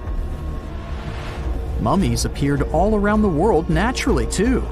Mummification can occur without people intervening because of natural conditions, like extremely cold or hot environments, places with a lack of oxygen, or accidental exposure to chemicals that preserve the body. These conditions don't allow bacteria to grow, resulting in the body remaining more or less intact. Famous Otzi was one of these mummies. We know today he was a man who lived around 5,000 years ago in Europe. But upon his discovery in the Alps in 1991, Austrian authorities initially believed that he was a modern mountaineer because of how well preserved the body was. However, after the Iceman was removed from the glacier, it was determined that he was actually from the Copper Age. A gruesome discovery took place in Egypt some years ago. You want to hear about it? 16 human hands, carefully buried in 4 eerie pits. They didn't look too much like human hands at first, since they were abnormally large, but they were. Weirdly, there were only right hands. No left hands were in sight. It turned out that it points to the practice of an ancient dark ritual. Old Egyptian art and tales talked of a ceremony where warriors would present the right hand of their adversaries as proof of victory and ask for gold in return. Egyptians believed in the afterlife, so cutting off someone's hand meant you cut off their power eternally. Guaranteeing this type of defeat was interesting to the winning party. Here, the fight was between Egyptians versus Hyksos, who lived in what was once known as Canaan. Egypt has always been the center of some history-changing findings, and some time ago, this papyrus was found.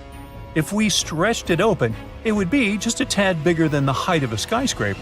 The world's tiniest skyscraper, which is located in Wichita Falls, Texas. When humans didn't write on their notes app, they wrote on this thing, made from the medulla of a papyrus plant. Around 2,000 years ago, ancient Egyptians wrote something reminiscent of a book where they describe most of their funerary traditions and their visions of the afterlife. It's considered one of the most important texts from ancient Egypt and is still sold in bookstores to this day.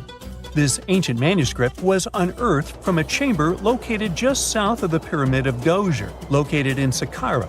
Oh yes, Djoser is the oldest pyramid in Egypt and not the Giza pyramids like most people think. So recently, the site of Saqqara buzzed with excited archaeologists who probably found one of Egypt's oldest complete mummies. They believe that this beautiful and well-preserved mummy was that of a wealthy man. He was discovered in a deep shaft, covered in layers of gold leaves. There are many symbols that show he was an important and wealthy man, like the band he wore on his head, the bracelet on his chest, and the fact that he was embalmed with a tunic, which was reserved for Egypt's finest. The most exciting part of the entire discovery was finding the resting place sealed with mortar, just as the ancient Egyptians had left it 4,300 years ago. Now this may sound weird, but back in 2008, archaeologists discovered a missing pyramid. Now it went missing because it deteriorated over the span of 4,000 years. Today, you can only see its base. It was a pretty important site back in ancient times. It is said that around the area of the pyramid, the ancients hosted a special type of ceremony where high priests would carry mummified remains of sacred bulls.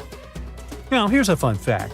Ancient Egyptians believed that Apis bulls were earthly incarnations of the city deity of Memphis and was connected to rites of fertility. It wasn't just any Apis bull, though. They needed to be all black, with a single white mark between its horns and a bunch of very specific characteristics. They were selected by the local priests and honored until they passed away. After that, they were mummified and buried in underground galleries. Meanwhile, this missing pyramid sort of disappeared around the 1800s. It was a German archaeologist who first found it in the village of Saqqara. He called it the Headless Pyramid when he first found it. But then, years after the official discovery, the desert sand came along and covered the whole thing. There were some excavations between the 19th and 20th centuries, but they weren't too systematic.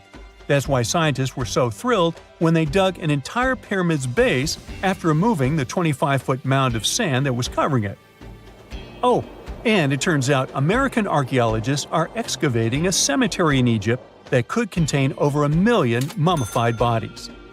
So far, archaeologists have dug around 1,700 mummies. One of the main differences from other classic Egyptian mummies is that these people weren't kings and pharaohs. They were commoners that most likely lived about 1,500 years ago, when Egypt was controlled by the Roman and Byzantine empires. The name of the cemetery is cool, though, the Way of the Water Buffalo, just in case you want to check it out on your next trip. Other than bulls and buffaloes, ancient Egyptians also liked baboons. Are you seeing a pattern here?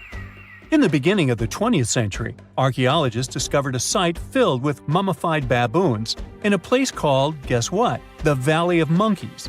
An animal wouldn't have been mummified if it wasn't considered important. Certain animals were more important than others, since they were linked to specific deities. Jackals were connected to Anubis, the ancient god of the afterlife, and cats were likened to the female deity Bastet.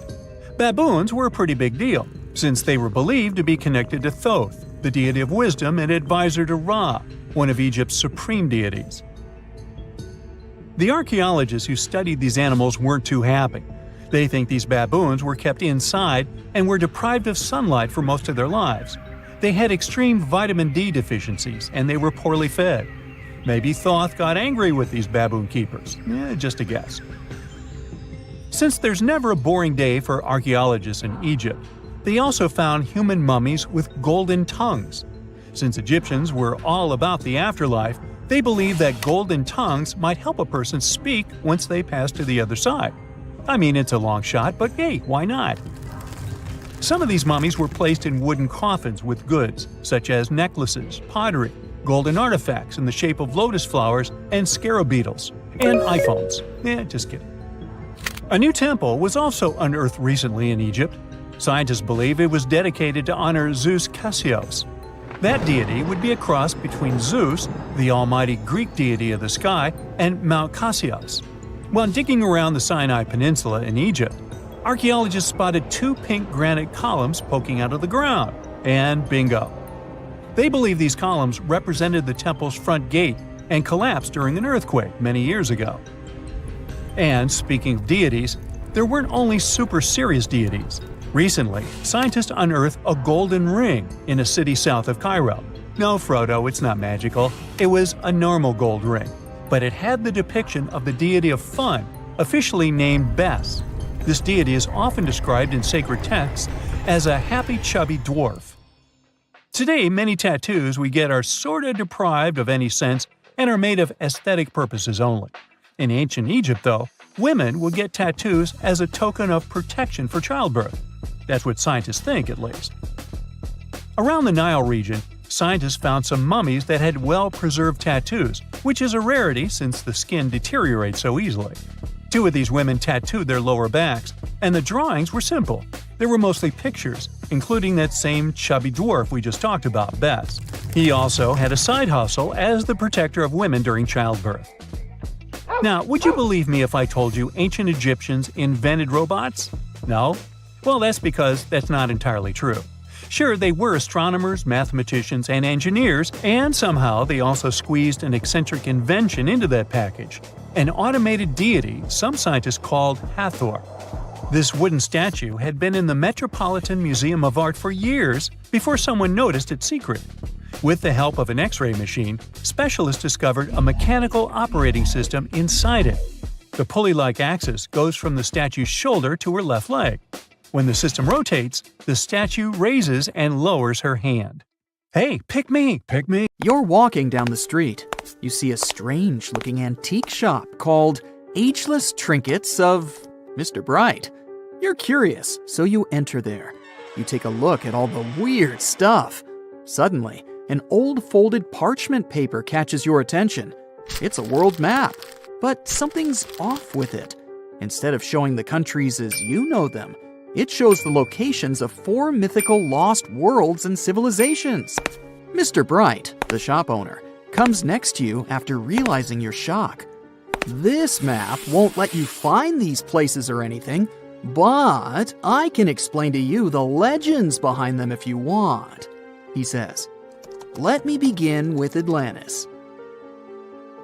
You might know it as Aquaman's underwater kingdom, but Atlantis, the fictional island, was actually first introduced in 2 of Plato's works.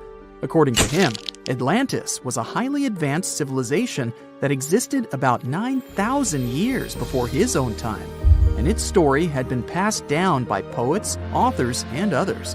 He wrote about Atlantis and its citizens to give a moral lesson and to teach about the dangers of arrogance, as well as the eventual downfall of those who are after too much power. In his dialogues, Plato stated that Atlantis was a great and powerful empire that was respected in all parts of the world. It was founded by beings who were half deities and half human, and became a great naval power after a while. Being an island filled with gold, silver, and other precious metals certainly helped their case.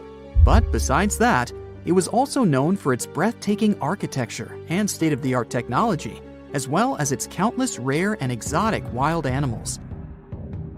Atlanteans were proud of their great achievements and the perfection of their civilization, but their excessive pride was going to bring their downfall. They believed they were so superior that they could gain control over any nation.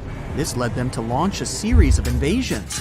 They conquered many of the Mediterranean lands, but when it was time to enter Athens, Athenians pushed back with an extraordinary force, so the Atlanteans were finally defeated.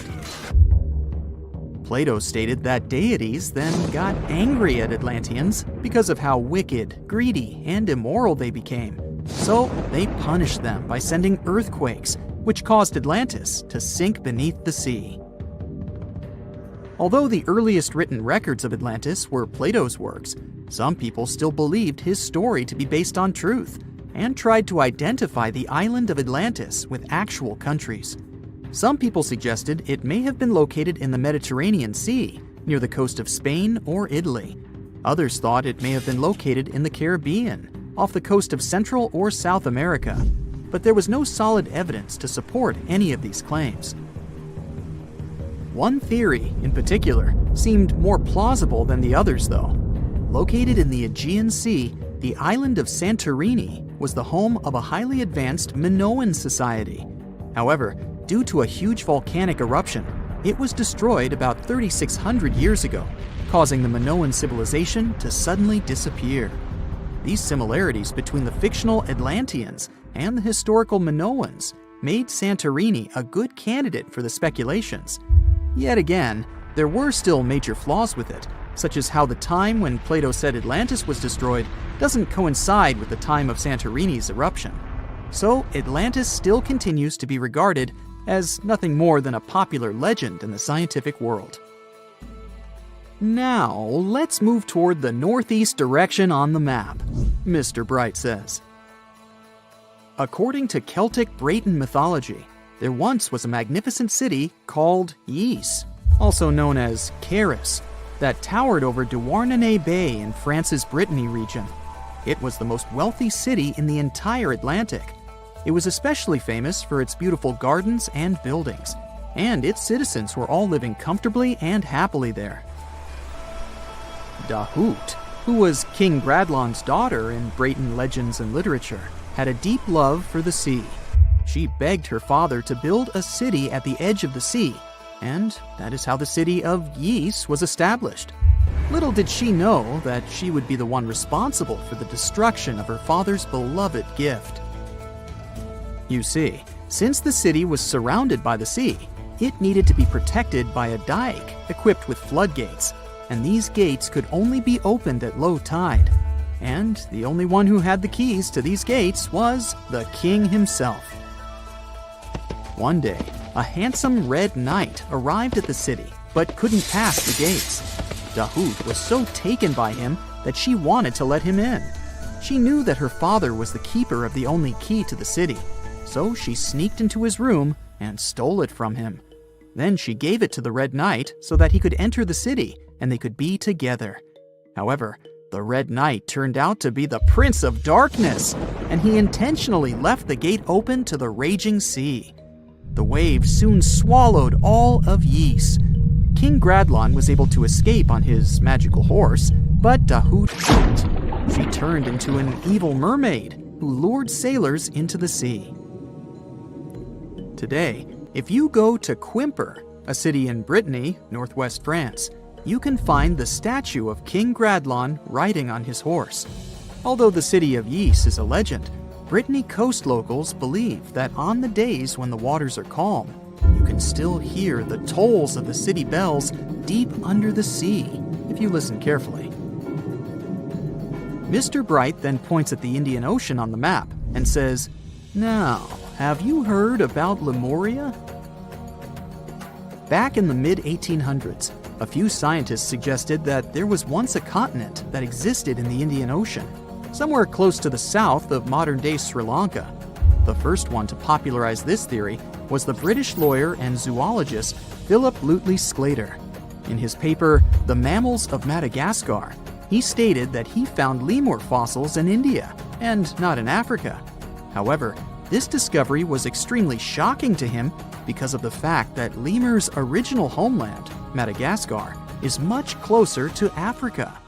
He proposed that this was possible only if some larger continent connected the two once. He stated that this continent must have eventually sunk to the ocean floor. He then named it Lemuria, and hence the theory was born. People who came after Sclater took his theory a step further and thought that Lemuria was also the home of an extinct race of humans called Lemurians, who had 4 arms and enormous bodies, and were also the ancestors of modern-day humans, as well as lemurs.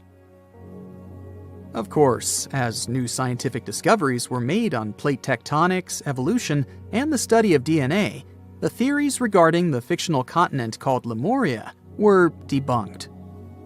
The last fictional land on the map is Agartha, Mr. Bright says. Taking its roots from Eastern mysticism, one legend says there's a kingdom called Agartha that is located deep beneath the surface of the earth. It's where all 4 corners of the world are connected by paths and tunnels. It is said that there's a secret entrance into Agartha hidden in the Gobi Desert, and it's built by Agarthans themselves using advanced technology that can't be detected by us, the surface folks. According to some beliefs, Agartha exists to counterbalance the energies of those who live above the surface. While we live in a state of rush and heightened emotions, this world beneath us is the total opposite. Some even say that those who escaped Atlantis fled here to continue their lives inside the Earth's core. And yet, others think it's actually a land that's crawling with all kinds of monsters. But there's no need to be scared, since modern science proved Earth's core is not actually hollow and is a solid hot iron ball. So you can cancel your journey plans to the center of the Earth if you've made any. Thanks, Mr. Bright. Now here's something. Baltic amber is one of the most common resins found in the world. The resin for this, is that due to the vast forests of pine, their numerous deposits are so common they provide wonderful treasures from long ago. Ants are especially common in the Baltic amber, which comes from pine trees. Its resin is rich in sugar, so the ants often live amongst the trees, close to the easy source of food. One block found in East Germany has preserved one ant that is estimated to be about 48 million years old. Think of the birthday cake. But what makes this find interesting is another animal inside the amber. It's a mite, notorious hunters in the insect world, capable of traveling at great speed. These guys quickly latch onto their hosts, sucking them dry. They're also capable of destroying entire hives in one go. And within this piece of amber, the amber provides a display of their final struggle. In Southeast Asia, feathers belonging to something unique have been found from 80 million years ago. They were captured in resin during the Cretaceous period, a peak time for dinosaurs. The many feathers inside are from the Coelurosaur. It looks like a dinosaur, but this animal is more related to birds. Other feathers like this have been found in resin. They belong to avian and other non-flying dinosaurs. The discoveries have helped reimagine what dinosaurs actually look like. Still, dinosaurs may have had feathers instead of being completely bald.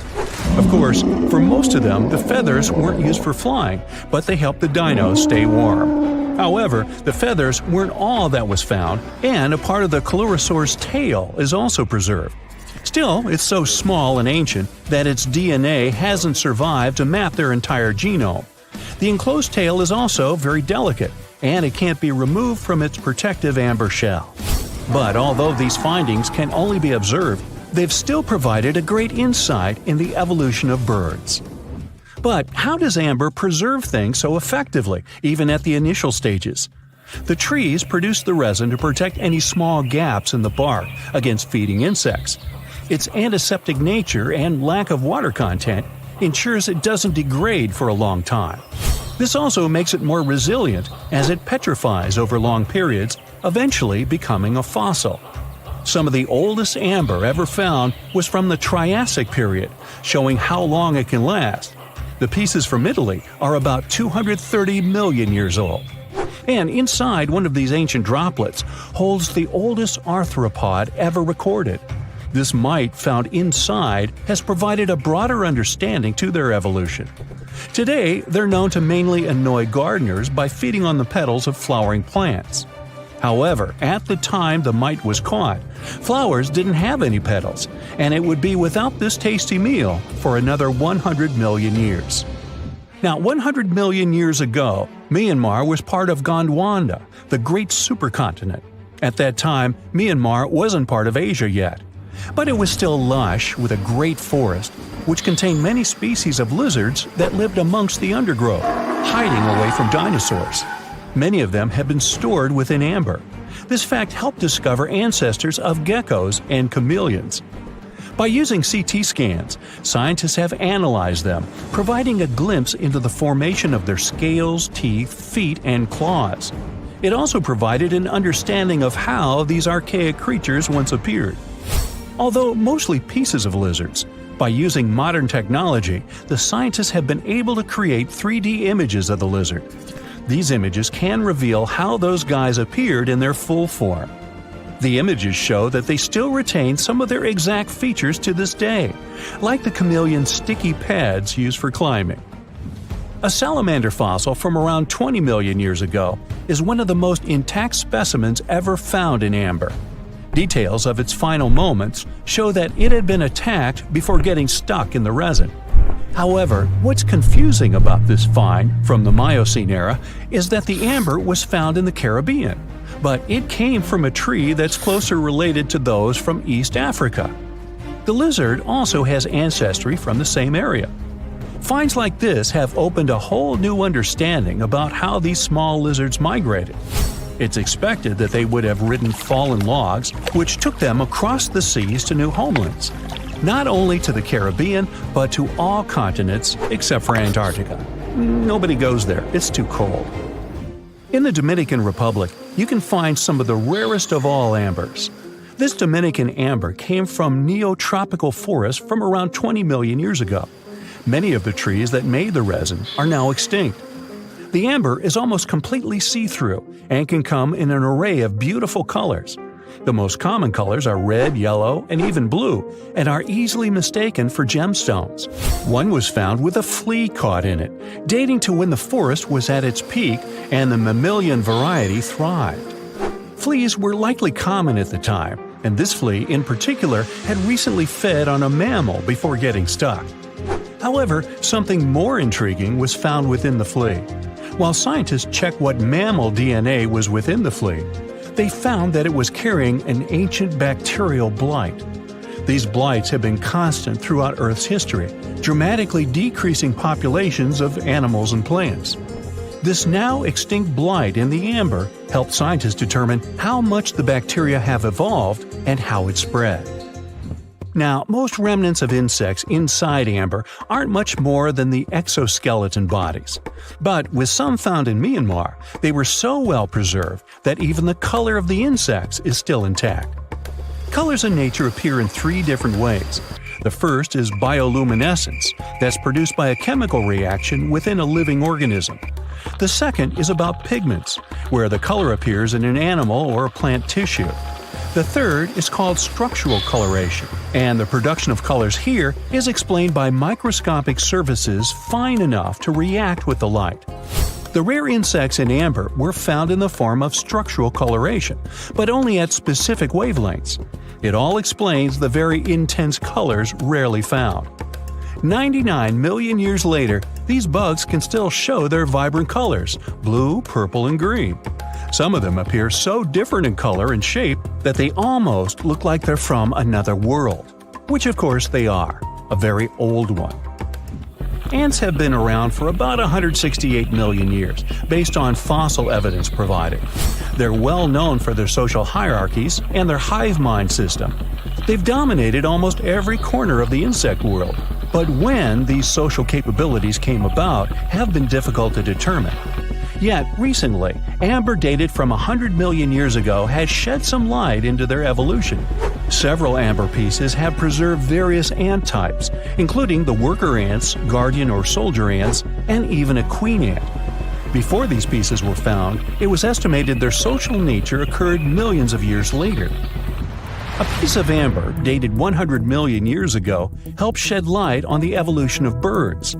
A perfectly preserved bird that hatched preserved in amber was already equipped with its flight feathers. With the earlier physical abilities, they would be capable of moving around the nest by themselves at a very young age, and it's expected they could search for their own food almost immediately. But as birds continue to evolve and spend more time in the skies, their brain developed larger for their cognitive abilities. After hatching, their early development was then more focused on the brain, and the chicks slowly became more reliant on their parents over time. In Spain, a massive treasure trove of amber and other fossils has been found. Inside, there were remnants of an entire ecosystem that existed 110 million years ago. A bunch of individual fossils were found. The vast collection includes many types of insects, mollusks, arachnids, plants, 50 different dinosaur bone fragments, feathers, and hair from mammals, and a McDonald's burger wrapper. Nah, just kidding. With the abundance of findings, it's helped researchers understand the ancient terrestrial ecosystem that once existed. With loads of specific details of the environment, they've reconstructed the swamp. This way, it's now possible to experience what it was like in the world of dinosaurs. We've all been afraid of the dark at some point in our lives, haven't we? I mean, do you remember getting tucked into bed by your mom or dad after they read you some scary fairy tale with monsters and dragons or even dinosaurs? But just as your parents were about to turn the lights off and silently step out of your room, you remembered. What if there was something hiding under your bed? Or worse, what if some spooky creature was stuck somewhere in the closet? You could probably get up and check, but it was too dark out there. Wouldn't it be great to have some source of light that would come from within your body? You could always use it whenever you get surrounded by darkness. Unfortunately, as humans, we aren't able to do that. But there are a bunch of creatures out there that can, in fact, light themselves up. That's thanks to a little something scientists call Bioluminescence. Animals and fish living in the ocean tend to have this talent more often than others. And you can find these creatures anywhere, close to the surface or deep down at the bottom. 2.5 miles deep if you have a knack for numbers. These creatures use their light for a lot of things, like communicating with other members of their species, luring in prey, and even scaring away enemies. Bioluminescence is basically an organism's ability to emit its own light. Chemistry has a lot to do with it. Such animals use two chemicals, one called luciferin and the other called luciferase. Add a bit of oxygen and bam! Light! Should you ever wonder if you actually observe bioluminescence or if someone just dropped a glow stick in the ocean, be on the lookout for neon blue, green, or even red sparkles in the sea. They're usually spread over a large area. This can even make the water look like glitter or a starry sky. You can thank squid, tiny crustaceans, and algae for this romantic atmosphere. Now, I've got another unusual phenomenon for you. How about a golden waterfall? I'm not kidding, it actually exists, and it's a natural phenomenon. To see it, you have to drive to Yosemite National Park to the Horsetail Fall. Make sure to plan your trip in winter or early spring. That's the only time during the year when you can see this awesome phenomenon. It doesn't need any scientific explanation. It's nothing more than sunlight at dusk hitting the waterfall in such a unique way that it makes it look like a river of lava. Or gold, your choice. That's the reason why during this time of year, the Horsetail Fall is also named the Fire Fall. Unfortunately, this phenomenon is becoming less and less visible within the years, mostly because of drought and other issues connecting with the melting of snow. So, should you ever decide to visit, keep an eye on the waterfall since the effect is very brief. Ever heard of a dirty thunderstorm? It's also called volcanic lightning. Apparently, specialists looking into the phenomenon have yet to fully grasp what it is. When a regular thunderstorm happens, particles with positive and negative charges collide, hence the giant spark we call lightning. It also makes a lot of noise, which you can recognize as thunder. But when a volcano is erupting, some of the volcanic ash particles get electrically charged, and while getting projected into the air with a huge force, they collide and cause electrical discharges. This whole process makes it look like there's lightning coming from the volcano itself. Imagine all that ash, gas, and smoke coming from the crater, and then add some electricity to the mix. It'll make the whole picture look really bizarre. No wonder this phenomenon is called the dirty thunderstorm. Now, how about clouds that look like waves? Those are called asperitas clouds, and they're actually quite close to the ground, unlike your regular day-to-day clouds. The name comes from the word aspero, which in Latin translates to rough or uneven. On rare occasion, you may spot such clouds when the weather is calm, but they're mostly associated with thunderstorms. These clouds appear during unstable atmospheric conditions, and surprisingly, they don't produce rain. Even though they do resemble dark storm-like clouds, they also create random patterns, tricking your eyes into thinking you're looking at the surface of the sea from under the water. Another impressive kind of cloud is called mammatus clouds. What makes them so special is a series of bulges emerging from the base of each cloud. One such cloud enters a level in the atmosphere where the wind direction changes. You can see these wave-like patterns in the sky. Australia is the place for you if you like surfing, but not all the waves you can catch there are made of water. Near a town called Hyden, there's a mysterious wave made out of rocks. This granite formation supposedly dates back to 2.63 billion years ago. That's way before dinosaurs started hanging around the planet. Standing at 49 feet high and 360 feet long, the wave was formed as a result of two processes: weathering and erosion. There's softer sediment at the base of the wave rock, which was chemically weathered by groundwater. Winds and rain did the rest of the job, causing the erosion of the rest of the formation. Its red, yellow, and gray stripes are made of iron hydroxide, carbonates, and other chemical compounds that were washed down by the rain. You've made it to Australia, so stick around a bit more. There's one more location here that seems unreal. You'll need to fly over this one, however, if you want the best picture. In the western part of the country, surrounded by green woodlands, there's a series of lakes. They're all a staggering shade of bright pink. Out of them all, the most famous is Lake Hillier, a 2,000-foot-long reservoir. It's surrounded by both sand and a forest of eucalyptus trees.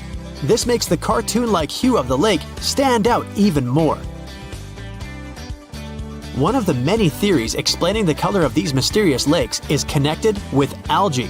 These algae appear to gather high levels of a substance called beta-carotene, which has a red-orange pigment in it. Another explanation involves haloarchaea. Those are microorganisms that sometimes look red. Even if you don't enjoy flying, the lakes are great for taking a swim. They're not toxic, even though they have loads of salt in them. This means you'll be able to stay afloat easily, and the water won't damage your swimsuit. During winter up north in Canada, a bizarre phenomenon happens at Lake Abraham in Alberta. Underneath the frozen surface, you can spot some weird objects that look like frozen jellyfish. It's definitely not the case, as these creepy formations are just frozen methane bubbles. Those are pockets of gas that were trapped underwater and got stuck there after the lake had frozen. They appear when leaves and grass fall into the water and bacteria digest them. This process transforms them into methane. This phenomenon is as beautiful and strange as it is dangerous. The pockets of methane can easily become highly flammable. When the temperatures rise during the spring, the ice melts and these bubbles start popping and fizzing. It's a spectacular sight to observe. Picture a lake filled with soda. Remember not to bring any source of fire. It can be very dangerous for visitors. You can check out these types of lakes all across Canada's Banff National Park. Nature often tends to make its own music. Just listen to the sound of crickets at night, or the soothing noise of a waterfall. But in Bucks County, Pennsylvania, there's a strange geological phenomenon which takes nature soundtracks to a completely different level. These are called the ringing rocks, and scientists still can't explain their unusual behavior. If you strike these rocks with a heavy object, like a hammer or another rock, the stones will make a ringing sound, as if they were hollow, but they're not. What makes the ringing rocks even more bizarre, apart from the mysterious sound they make, is that no animal wants to hang around there. Even though the rocks are surrounded by a thick forest, scientists haven't managed to trace any animal activity in the area yet. Even more striking is the fact that despite all the trees around the rocks, you won't find any leaves lying on the boulders. What makes these rocks so unappealing for both animals and vegetation is still up for debate. Hey there, curious history buffs. Have you heard the legend of the ancient race of giants of Nevada? Yes, I'm talking about actual giants that allegedly lived thousands of years ago. Now I know what you're thinking. Giants, really? Well, archaeological finds add fuel to this debate too. And here's where it gets interesting. Lovelock Cave was indeed used as a burial site, and some of the remains found there are much larger than average human bones. The cave is by the Humboldt Sink in western Nevada. It was once part of an enormous lake, which eventually dried up, leaving a number of smaller ones, including the Humboldt Sink. The cave became the home of the Site-Ka tribe.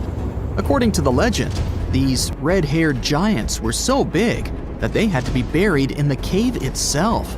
Indeed, later on, archaeologists discovered 8 to 10 foot tall skeletons. This legend started to unfold when a mining engineer named John T. Reed talked to the locals in 1886. Once Reed saw the cave, he knew he was onto something. The news spread soon, but the cave was attracting another type of attention too. The deposits of a fertilizer known as guano were discovered inside the cave. So, a mining company began excavating the precious resource in 1911 and soon shipped more than 250 tons of the fertilizer to San Francisco. Unfortunately, some of the human remains and artifacts were neglected and lost in the mining process. This led to an official excavation in 1912 and 1924. After the top layer of guano had been mined, strange objects started to surface. Around the area, the earliest evidence of human habitation dates back about 4,000 years. The Lovelock culture lasted for some 3,000 years, and they left us with 10,000 stunning artifacts. The pits in the cave were like a series of time capsules hidden at different depths. Archaeologists determined the age of each pit by its depth. It turns out that many different groups used the cave for storage over a really long time, and the things they stored there give us a really cool glimpse into their cultures. It's like a giant ancient storage unit full of hidden treasures. What have the researchers found besides the giant bones, you might ask? Some other bodies were mummified using a method similar to the one applied by ancient Egyptians. These remains also had something in common with the bodies discovered as far south as Lake Titicaca. Both mummies had some red hair, yet there are scientists who believe this reddish hue is the result of the interaction with the environment in which the bodies stayed. So, while the story of the red-haired giants may be a wild and intriguing tale, not everyone is convinced. Some experts believe that the bones found in Lovelock Cave are simply the remains of prehistoric animals, like mammoths or sloths. But others insist that there's something more to the story. Other relics, such as finely crafted baskets and exquisite duck decoys made from tule fibers, were also found there. In any case, this cave is worth the attention it gets. By the way, you can still visit this cave today and see the pits of different depths with your own eyes. But let me tell you one thing. It's in a hot, dry, and isolated place. Archaeologists have made another discovery that seems to be straight out of a legend. They think they found the palace of the one and only Odysseus, who was the legendary Greek king of Ithaca and the hero of Homer's epic poem. Move over, Indiana Jones. We've got some real-life adventure happening here from around 1300 BCE. Apparently, this is the only palace mentioned in Homer's epic poems that hasn't been found. The excavations have been made on the Ionian Islands, and the view from the ruins found on the island of Ithaca are exactly as described in the Odyssey, says the professor who led the excavation team. Known to the ancient Romans as Ulysses, the Greek hero took 10 years to return home to Ithaca after the fall of Troy. For many years, Homer's other epic, called the Iliad, which tells the story of the protracted siege of Troy by the Greeks, was regarded as a myth too. But then, in the 1870s, Troy was rediscovered in modern-day Turkey's Çanakkale city. So, if they found Troy, who's to say they couldn't find Odysseus's home? The researchers were following Homer's words as a roadmap. The excavation site has a building complex with 2 levels. It has important finds, such as storerooms and workshops, a complicated drainage system, and fragments of pottery. It also has a well from the 8th century BCE, which is around the time when Odysseus is believed to have been the king. Yet, not everyone is convinced that the team has actually discovered the home of Odysseus. A British researcher named Robert Biddlestone insists that Homer's description of ancient Ithaca isn't very similar to the island that now has its name, and that Odysseus's kingdom was actually on the Isle of Cephalonia. However, Italian archaeologist Adriano La Regina might have a more realistic approach to this debate. He says that whether this find has a connection to Ulysses or not, what's more important is the discovery of this royal palace. Once upon a time, in a land far away, the Klamath Indians spread a legend about the creation of Crater Lake. Okay, maybe this land is not that far away, and it still exists. You can find it in south central Oregon, in the western United States. Anyway, The legend has it that this lake was formed in a vicious battle between two volcanoes, Mount Mazama and Mount Shasta. Then the spirits of earth and the sky, which are Lao, who ruled the below world, and Skell, the chief of the above world, joined the fight. It turned into a geological drama. During the battle, darkness veiled the land. The fight was over when Mount Mazama collapsed and sent Lao back into the underworld. Then the rain filled the pit and created a lake in the place where the mountain had once stood. Flash forward to our time.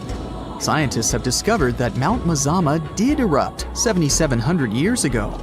Artifacts found in the area prove that the legend indeed contains some details about the explosion. The tale says that red-hot rocks were flying through the sky. This happened during the volcanic eruption that caused the mountain to collapse. This created the volcanic caldera, which later on got filled with water. What makes this legend came true story unusual is how long it has existed. According to researchers, these types of verbal stories lose their credibility within 600 to 700 years. That's why the legend about the creation of Crater Lake is so unique. So many generations, for hundreds of years, have been accurately passing down the information. This volcanic crater lake is now in a national park. It's famous for its deep blue color. The water in it is extremely clear. If you visit it today, the water you'll see won't be the same as for someone who will visit the place 250 years later. Because there are no rivers flowing into or out of the lake, the existing water evaporates and the lake gets filled again by rain and snowfall. Basically, every 250 years, the water is replaced. Plus, this lake is almost 2,000 feet deep, which makes it the deepest lake in the United States. Swimming is okay in the lake, but there's only one legal and safe trail to get to the shore. There are other activities, such as fishing and boat tours. Shared human experiences, such as birth, marriage, and aging, may explain why certain tales are shared globally. Similar struggles and obstacles faced by humans around the world generate similar themes in traditional stories about love, parenting, and mortality. So, do you have legends or tales you've heard of from your grandparents? Who knows? Maybe your ancestors too witnessed a cool historical event. Have you heard of Göbekli Tepe? It's an ancient site in Turkey that literally made historians rewrite history books. Over 11,000 years ago, a group of prehistoric humans crafted an enigmatic masterpiece that's even older than Stonehenge.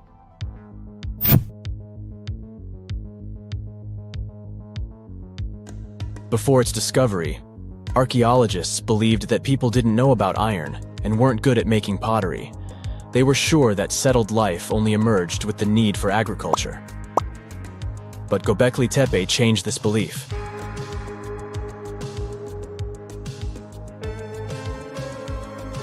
The place has revealed that it was the temple that paved the way for a settled life, not agriculture. Until this discovery, researchers believed that farming was the catalyst for sedentary living. Meet Professor Schmidt, the guy whose findings changed this theory. He managed to prove that hunter-gatherer communities laid the very foundations of this way of life.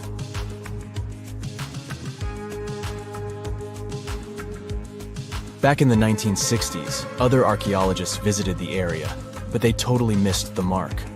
While surveying the region, they stumbled upon a hill with scattered limestone slabs and concluded it was just an old burial ground from medieval times. Little did they know that there was so much more to uncover.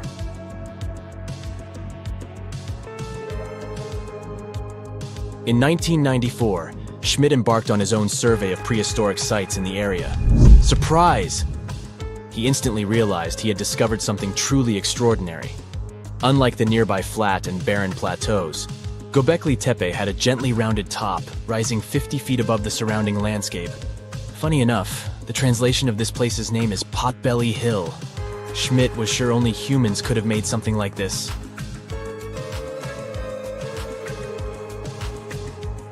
Those broken limestone pieces that were mistaken for gravestones turned out to be way more exciting. It was like stumbling upon a hidden treasure. the pieces took on a whole new meaning, and Schmidt with his team was about to dive into the secrets waiting beneath the surface.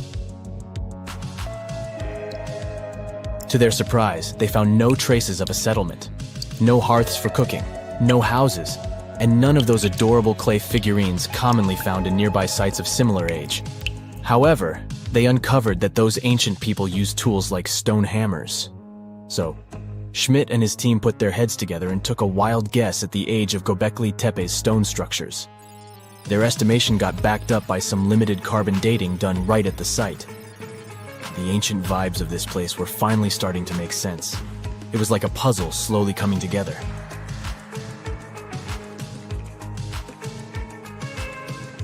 You may think that back then, people didn't have special tools to create something as cool as Göbekli Tepe. Not true. Turns out, these prehistoric folks used flint tools instead of fancy metal chisels. They were also skilled at chipping away softer limestone and crafting pillars right on the spot. Afterward, they carried the pillars a short distance to the summit and placed them upright. Once the stone rings were complete, they covered them with layers of dirt. Over time, they added new rings, and voila! You've got a cool hill to impress people in the future.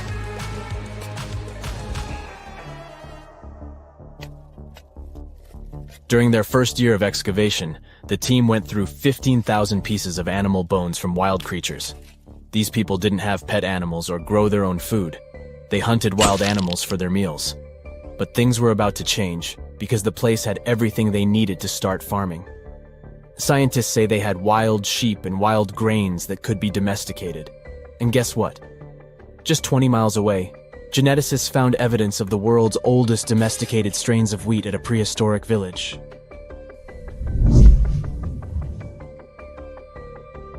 These amazing findings have completely changed how we view civilization. In the past, experts believed that people needed to learn how to farm and settle in one place before they could build temples and develop complex societies. But guess what? Schmidt's research flips that idea on its head. He claims that the incredible effort put into constructing these astonishing structures actually set the stage for the development of advanced societies. It means that societal and cultural changes happened before agriculture. Schmidt has this fascinating hypothesis about Göbekli Tepe. He thinks it could have been a special burial site where people left their loved ones. And here's the twist. The burial site was adorned with fancy statues and symbols representing deities from the spiritual realm. The idea that Göbekli Tepe could have served as a sacred place adds another layer of complexity to the whole story. While the site's true purpose may remain elusive, Schmidt's insights invite us to consider the profound interplay between life and the afterlife, and the deep reverence ancient hunter-gatherer societies may have had for their departed ancestors. Now let's talk about the stars of the show, the mesmerizing T-shaped columns that dominate Göbekli Tepe. These mysterious structures range from 10 to 20 feet tall and most likely represent stylized human figures. But one figure stands out from the rest, the three-dimensional lion relief. This depiction really fires up our imagination. Why? Because it hints at the possibility that lions roamed Anatolia during the Neolithic period.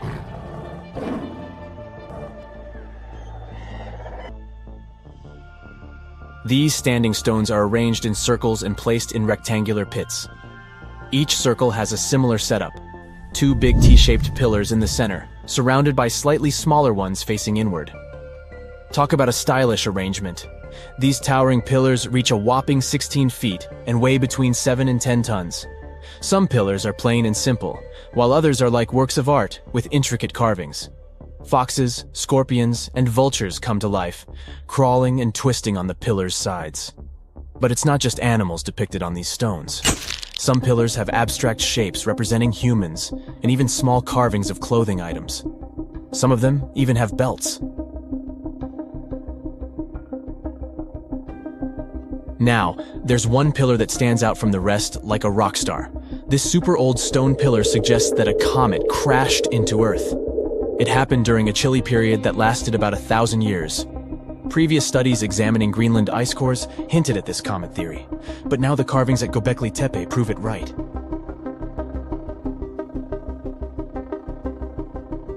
The carvings on the pillars are like a historical comic strip. They even show a headless human figure.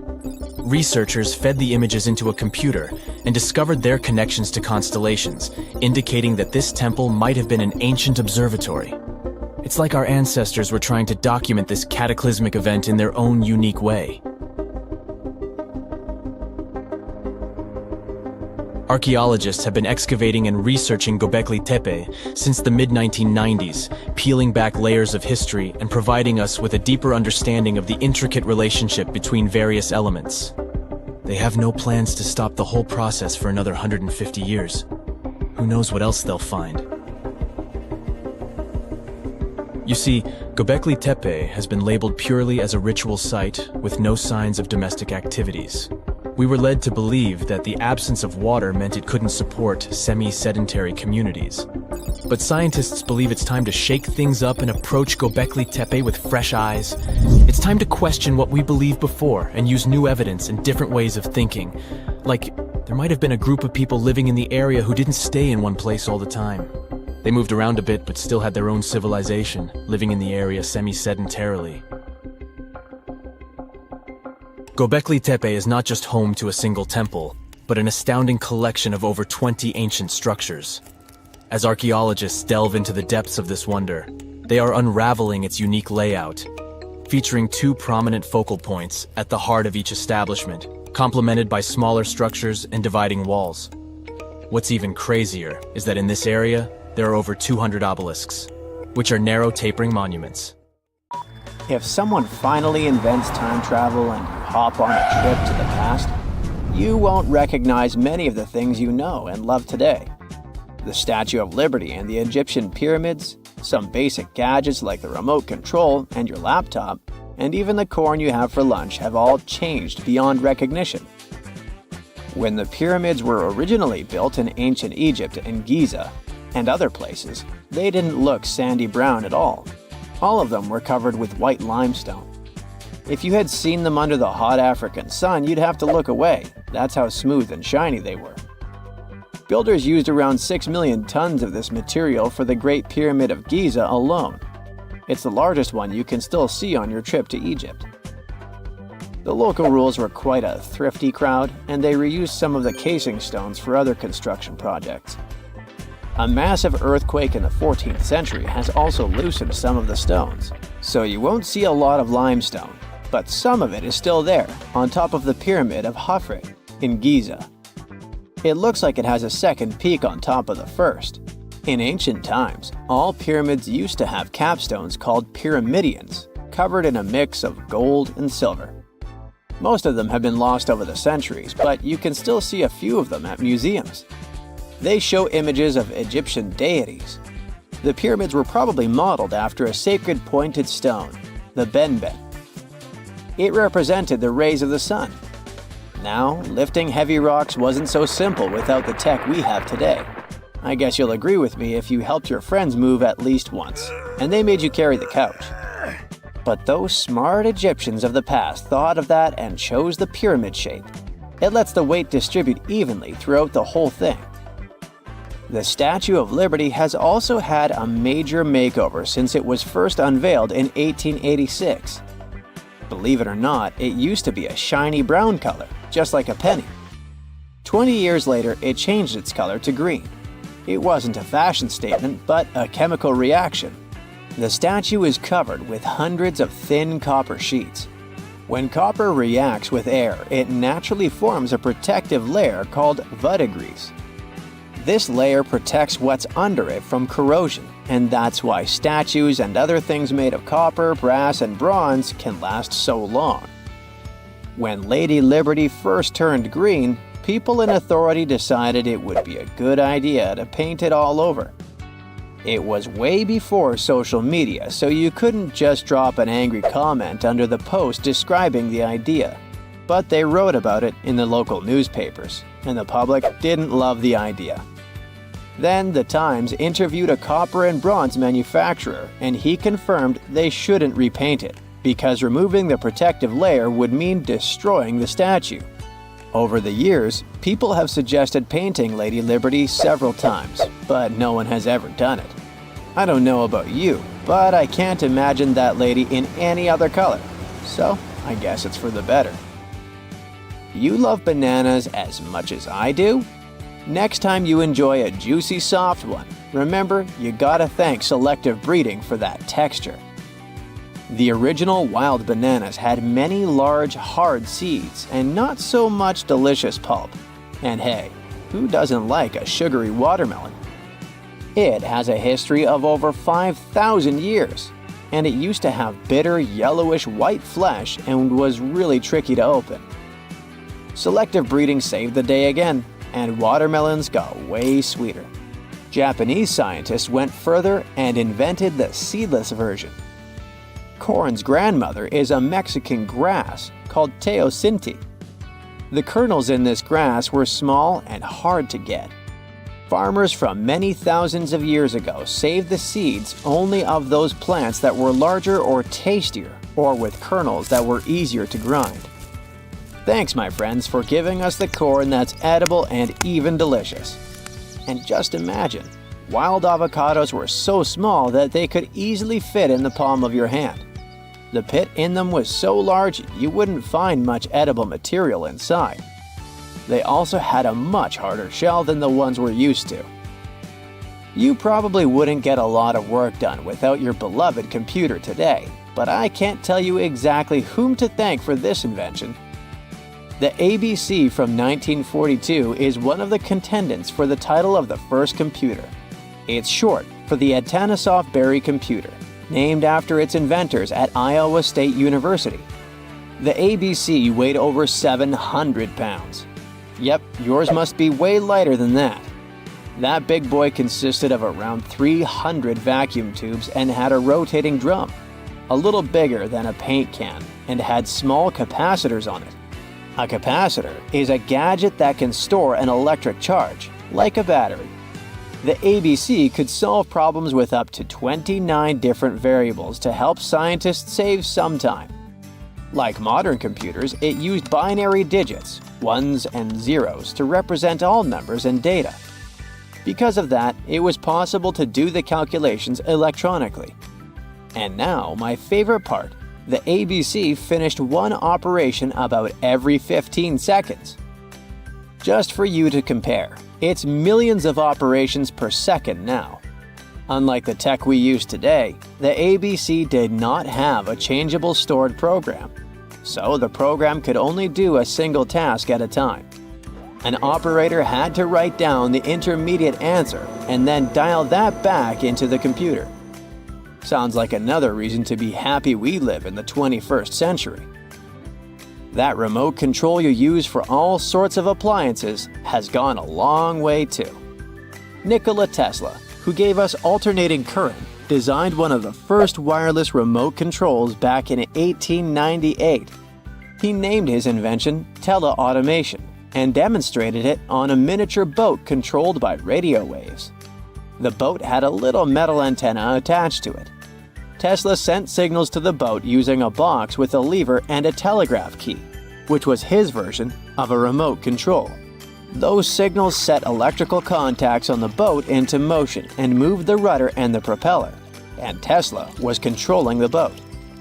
The concept of the remote control soon spread to other gadgets. The first television remote control followed in 1950.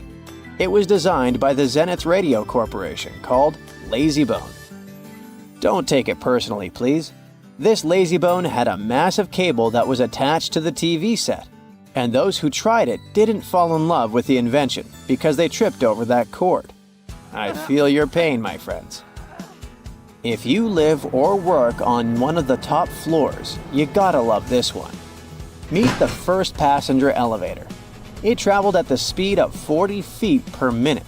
Not the fastest, I know, compared to today's record, which is 40 feet per second. But hey, it was built back in 1857 in New York and was more of a tourist attraction than a necessity. The elevator had a steam engine hidden in the basement of a 5-story building. 3 years later, they shut it down because the public didn't appreciate it. Otis Tufts filed the first patent for a vertical railway around the same time. His invention included an actual car with a bench inside for people to sit on. Sounds like a great spot to hang out with friends to me. What do you say? Then they started adding elevators to luxurious hotels around the world. They were entire rooms with a rich design, upholstered seats and mirrors on the walls, and sometimes even a small chandelier. There was an obligatory operator who'd close the door and the car would start its super slow ascent. It was still more about style than about speed, so I guess I'd choose the stairs. Imagine you can spend an entire week digging in the ground, scanning for ruins, and taking photographs of the world's most surreal archaeological sites. Would you be up for it? Grab your magnifying glasses, and let's do some digging. When in Rome, do as the Romans do. Walk around the city stumbling upon ancient history, So you're strolling around Esquiline Hill on a sunny afternoon. You have just finished your third gelato when you suddenly see it. The magnificent Domus Aurea, or Golden House, for the non-Latin speakers. The Roman Emperor Nero ordered to build this huge palace back in 64 BCE. The construction finished in 68 BCE. In its glory days, it occupied an area 3 times the size of the Vatican City. The building had gold leaf decor, semi-precious stones, and tons of frescoes. There were over 300 rooms in the palace, some of them overlooking the beautiful vineyard and animal-filled woods nearby. It held an enormous 100-foot statue of Nero himself. The octagonal wall was the grandest construction in the complex. Originally, it was a banquet hall with waterfalls cascading down the back walls. The hall rotated around its axis day and night as petals fell from above. Nero's successors stripped the whole palace of its materials. Today, tourists can visit the main structure and, of course, the octagonal hall. They excavated it, and you'll easily recognize it even with its bare walls. After flying halfway across the world, we're deep in the Cambodian jungle. Good thing you brought bug spray with you. Mosquitoes can get crazy in this tropical climate. Hidden among the forest is the city of Angkor. It was the capital of the Khmer Empire from the 9th to 15th century. FYI, the word Angkor means capital city in the Khmer language. The city became one of the largest in the pre-industrial world. Researchers say nearly 1 million people used to live there. Today, Angkor attracts visitors from around the world because of its stunning architecture. You can recognize the Khmer style in the use of huge blocks of sandstone. At the center of the complex lies Bayon Temple. It's decorated with 216 smiling faces, which scientists say are meant to resemble the founder of the Angkor Empire. They believe the towers used to be decorated with gold, but today the site is a maze of vine-covered temples. The city was abandoned in 1431 and wasn't rediscovered until the 1840s. In 1992, they named it a UNESCO World Heritage Site. The United States is not usually synonymous with ruins, but here's one.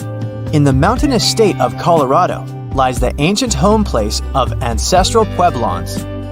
Throughout the Mesa Verde National Park, there are over 600 cliff dwellings built by the Pueblans around the 1190s. The Cliff Palace alone had over 150 rooms. It was a multi-story building of sandstone and mud mortar. To arrive at the balcony house, visitors had to climb a 32-foot ladder. There, you can see a mid-sized village of 38 rooms and 2 kivas. Kivas are traditional chambers built by Pueblans for ceremonial purposes. By 1300, the Pueblan occupation of the Mesa Verde ended. Thankfully, the site is open for visits now. If you like terracotta landscapes, you came to the right place. The city of Petra is a marvel of the ancient world. Located in Jordan's desert, the city was a commercial hub back in the 4th century BCE. The Nabataeans, an Arab Bedouin tribe, lived in the so-called Rose City and thrived for many years, accumulating a significant amount of wealth. They invented an innovative water management system that made the region habitable. The rock-carved gate-like structure Petra is famous for is what is called the Pharaoh's Treasury. It stands at the main entrance to the site and is said to have a hidden treasure beneath it. In the early 2000s, the site was named one of the 7 new wonders of the world.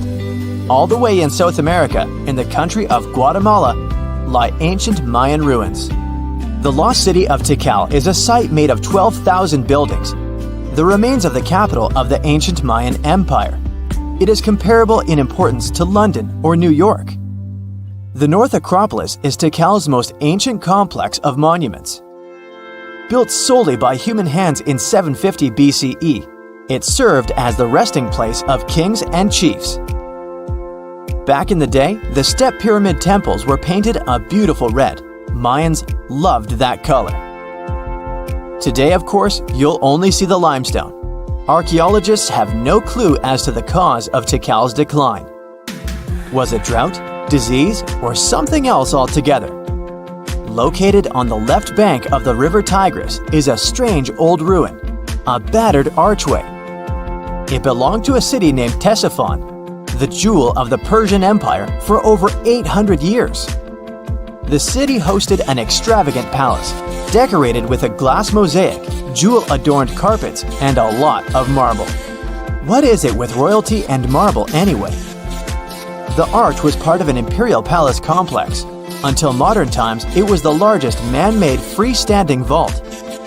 Notice how there are no pillars sustaining it. The enormous wealth of the city made it a constant target for other empires, until it eventually fell. In the mood for some more Mayan ruins? Chichen Itza is an archaeological site with the best preserved pyramids on Earth. Located in Mexico's Yucatan state, this Mayan city is well over 1,500 years old. At its peak, it was home to 35,000 people. The site has a total of 26 ruins to be uncovered. The highlight here is El Castillo, a tremendous step-like temple standing 80 feet above the ground. Its most peculiar feature is that it has 91 steps up each of its 4 sides, including the upper platform. It makes for 365 steps, the number of days in the solar year. The oldest lost city in this list dates back to the Neolithic period. It was when us, human beings, started farming for the first time, instead of living a fully nomadic lifestyle based on hunting and gathering. Located on Orkney Island off the coast of Scotland is a prehistoric site known as Skara Brae. Thanks to good restoration, the site is very well preserved. You can see prehistoric dwellings with hearths, stone-built furniture, and even primitive toilets. Researchers found runic symbols on the site, which means they could have attempted some form of writing. Ah, Greece. Fancy some feta cheese, anyone? We've arrived at the focal point of archaeological sites, but today we're exploring one in particular, the Colossus of Rhodes. Also known as the Bronze Giant, it used to be one of the 7 wonders of the ancient world, standing in the harbor of the Greek city of Rhodes back in the 3rd century BCE. The Colossus was said to be 105 feet tall. It's believed that the statue was built with the help of 900 camels. Sadly, it only stood for 54 years. A ravaging earthquake tore it to pieces, so visitors would come and see only a giant foot. Now, there is a whole load of nothing where the statue once stood. I think it's safe to say there are a lot of random ruins on walls spread across the globe. And our final visit for the day consists of exactly those.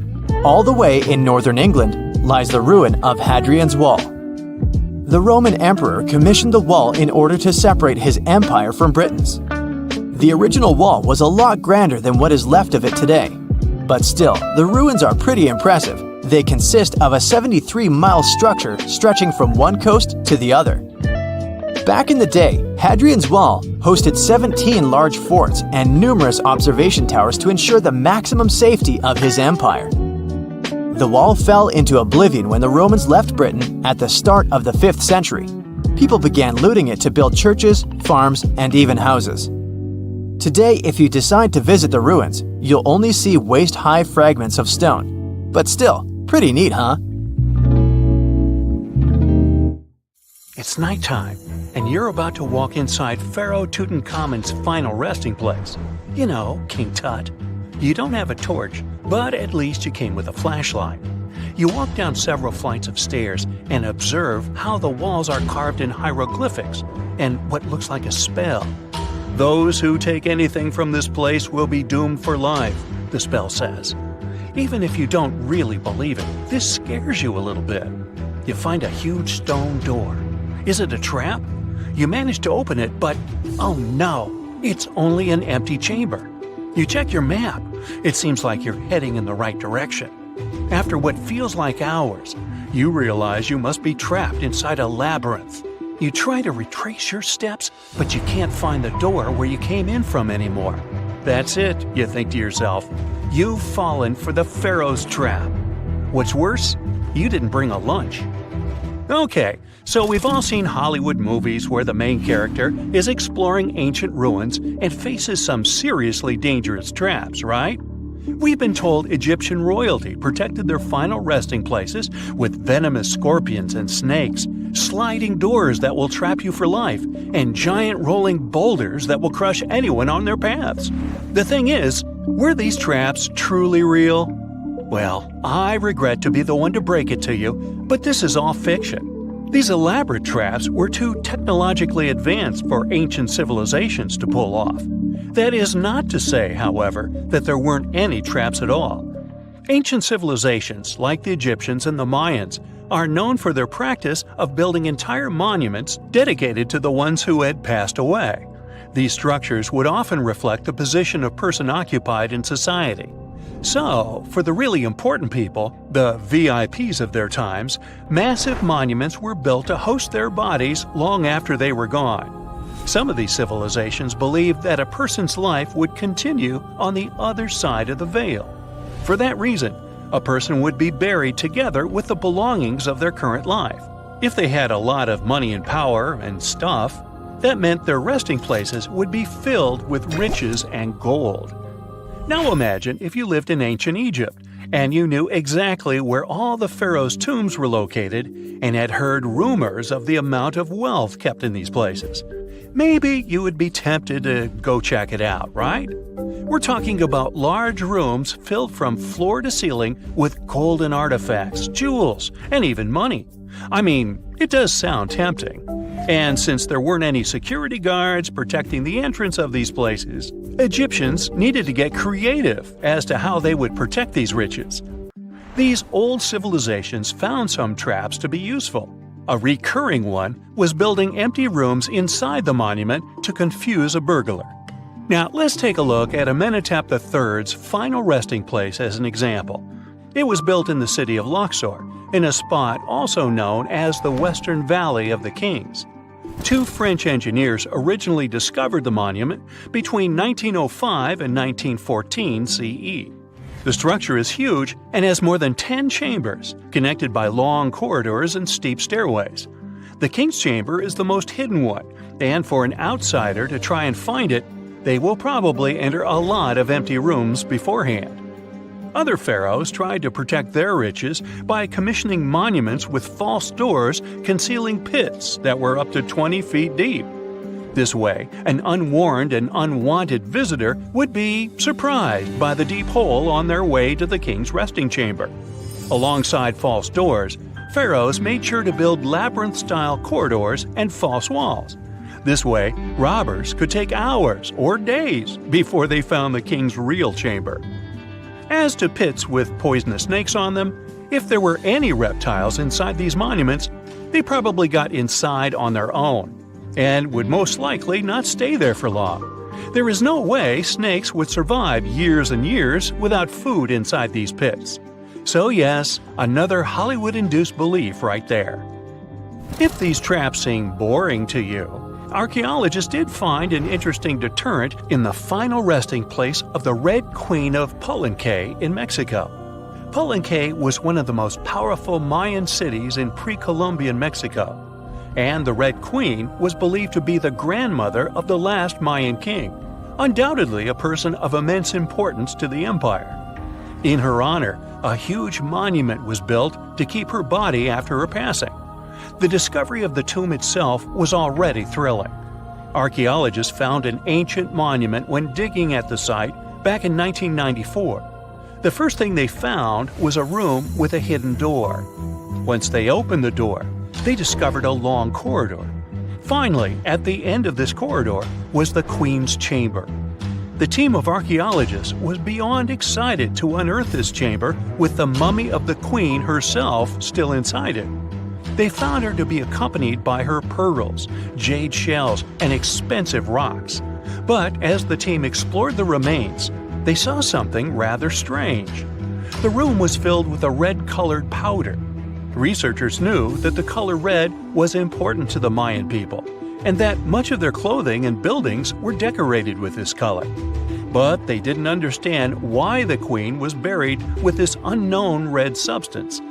After they took a sample back with them for further analysis, they discovered that the red powder was cinnabar, a very dangerous mineral. This powder, when inhaled, can cause, shall we say, severe health damage to a person. The team concluded that this could only be a trap for anyone trying to steal her riches.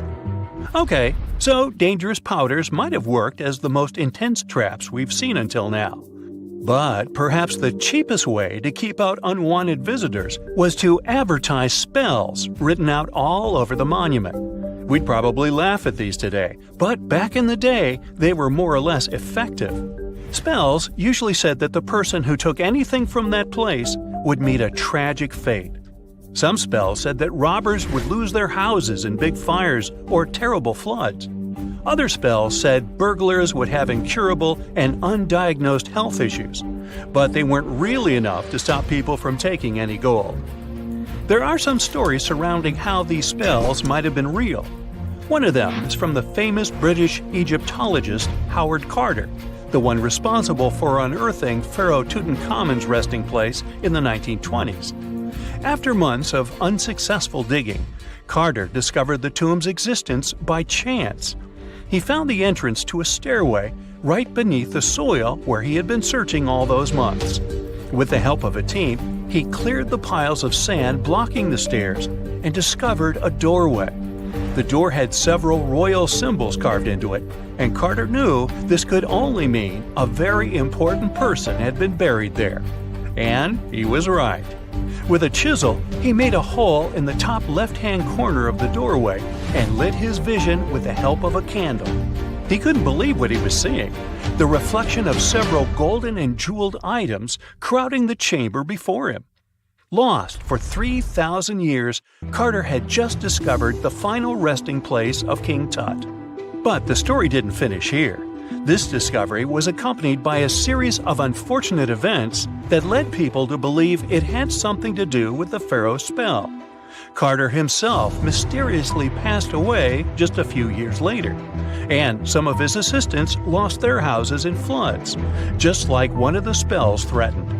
Some say it's just coincidental, as there's no real proof of these things being connected. Well, what do you think? Was this an effective trap after all? Imagine working 7 days a week on a large-scale construction site. You, along with thousands of others, carry millions of stone blocks and put them on top of each other according to a complex system. You work without modern construction equipment. You have no air conditioning or constant access to water. It's so hot outside that you can fry eggs on the road. You've been building the pyramid for decades, and now, when it's finally done, you enjoy the result of the colossal work of thousands of people. You're looking at a giant cultural monument of global value that will freeze in time and amaze people for tens of thousands of years. A few thousand years have passed. People in the 21st century see the pyramids and are like, wow, I can't believe humans have built this. Yeah, the people who built the pyramids wouldn't have appreciated such a theory. But actually, there are reasons to believe that people built it using some fantastic technology. From the outside, it seems the Great Pyramids are just big triangles of stone. People just put some heavy blocks on top of each other, and that's it. In fact, the design seems too perfect to be true. The pyramid consists of more than 2 million blocks. They lay so close to each other and are so even that you couldn't squeeze even a thin sheet of paper between them. Scientists still can't figure out the exact technology for building the Egyptian pyramids. One of the biggest and most famous is the Great Pyramid of Giza. This huge construction, well known all over the world, has one big secret. There should be a capstone on top of the pyramid. It's a triangular-shaped stone block, a small pyramid on top of a huge one. It's also called a pyramidion. The builders of ancient Egypt made it out of granite and limestone and covered it with gold. No records or old drawings prove that there was a pyramidion at the top of the Great Pyramid of Giza. But there's another ancient Egyptian structure with such a triangle, the Red Pyramid. It was built before the Great One, and its capstone has survived to this day. Archaeologists have found and reconstructed it. But where could the capstone of the Great Pyramid be? It's a mystery that still has no answer. Some are sure that some thieves have stolen it from the top. Maybe they just climbed up and pushed the pyramidion down. It makes perfect sense. The capstone was probably the most valuable element of the pyramid. Many scientists and archaeologists still don't know its exact purpose. Some believe that this peak covered with gold glorified the pharaohs. The capstone reflected moonlight at night and illuminated the entire space around it. During the day, the capstone reflected sunlight with its shiny surface. You could have noticed it from afar. The top of the pyramid was a kind of guiding star for lost travelers. All other stone blocks of the pyramid consist of limestone. People polish them to make them look shiny. In the past, they were even glowing and reflected light. You could see glowing pyramids from space, although they looked like tiny lights. Over thousands of years, winds, sandstorms, and rains have changed the pyramid's appearance. If people had taken care of them all this time, they would have looked like something out of science fiction movies, or the pyramids from Las Vegas. But unfortunately, we will never see their original appearance. Some archaeologists and scientists believe that the capstone could absorb the sun's energy and distribute it evenly throughout the pyramid. No one knows precisely why the Egyptians needed this technology. There's a theory the pyramids are ancient energy systems. The pharaohs applied this energy to use some unique technologies that were more advanced than all the achievements of the 21st century. And the triangular shape of the pyramids was ideal for boosting this electromagnetic energy. In theory, solar radiation, or electromagnetic forces, accumulated at the top of the pyramid, filled the inner rooms, and then went down the walls to the base. Any surface distortion could prevent the flow from spreading, so they had to create a perfectly smooth surface. That's why they installed the blocks so that nobody could squeeze a needle or razor blade between them. Many people believe in this theory because they built the pyramids from limestone. This material can hold energy inside itself. In the inner part, they created granite deposits to cause air ionization, that is, to create an electric charge. They also dug channels under the pyramid for water to transmit electricity. And at the top, they put a gold capstone, the best conductor of electricity. So, this is how you get a great power generator. Different cultures used similar technologies to create electricity all over the world. But these are all theories. If it had been working, humanity would have used these technologies today. There are mentions of the metal industry, chemistry, engineering, physics, mathematics, and astronomy in some ancient records. Most scientists don't believe in all these things. We know the detailed stages of the technology's development in different cultures. In the 21st century, scientists, historians, and anthropologists can track the evolution of all modern devices. If people had created some technological inventions in ancient times, the history of the world would have looked different. Perhaps all the achievements of antiquity could have been wiped off the face of the earth by global cataclysms. And it can happen to us. Just imagine how people would dig up a laptop in 5,000 years. perhaps they wouldn't understand what kind of device it is. Another Egyptian wonder surrounded by mystery is the statue of the Sphinx. The Egyptians carved it out of a single massive piece of limestone about 4.5 thousand years ago. But scientists still don't know the exact date of its construction or who built it. People painted the Sphinx in different colors, so it looked much brighter and more vivid in the distant past. It was shining just like the Great Pyramids. Anyway, time hasn't only changed its appearance, but its name too. Initially, the Egyptians called it Horemeket. The Greeks renamed it the Sphinx about a few hundred years after it had been built. The Sphinx emphasized the greatness of the rulers of Egypt. It also performed a symbolic function of a watchdog guarding the tomb of the pharaoh and the paths leading to it. This version sounds realistic, since archaeologists have discovered many secret entrances at the foot of the Sphinx. Perhaps these rooms and intricate tunnels lead to underground halls with treasures. And treasures don't always mean gold and jewelry. According to legends and theories, the Sphinx guards the Hall of Records, the storage of all humankind's knowledge. The information about the ancient mythical state of Atlantis could be there. You can find many detailed maps of the internal dungeons of the Sphinx on the internet. They show structures 12 stories deep under the statue. It looks like a small city filled with gold, scrolls of knowledge, and various ancient artifacts. But don't believe all these maps. These are just theories. Several thousand years have passed, but people have very little information about it.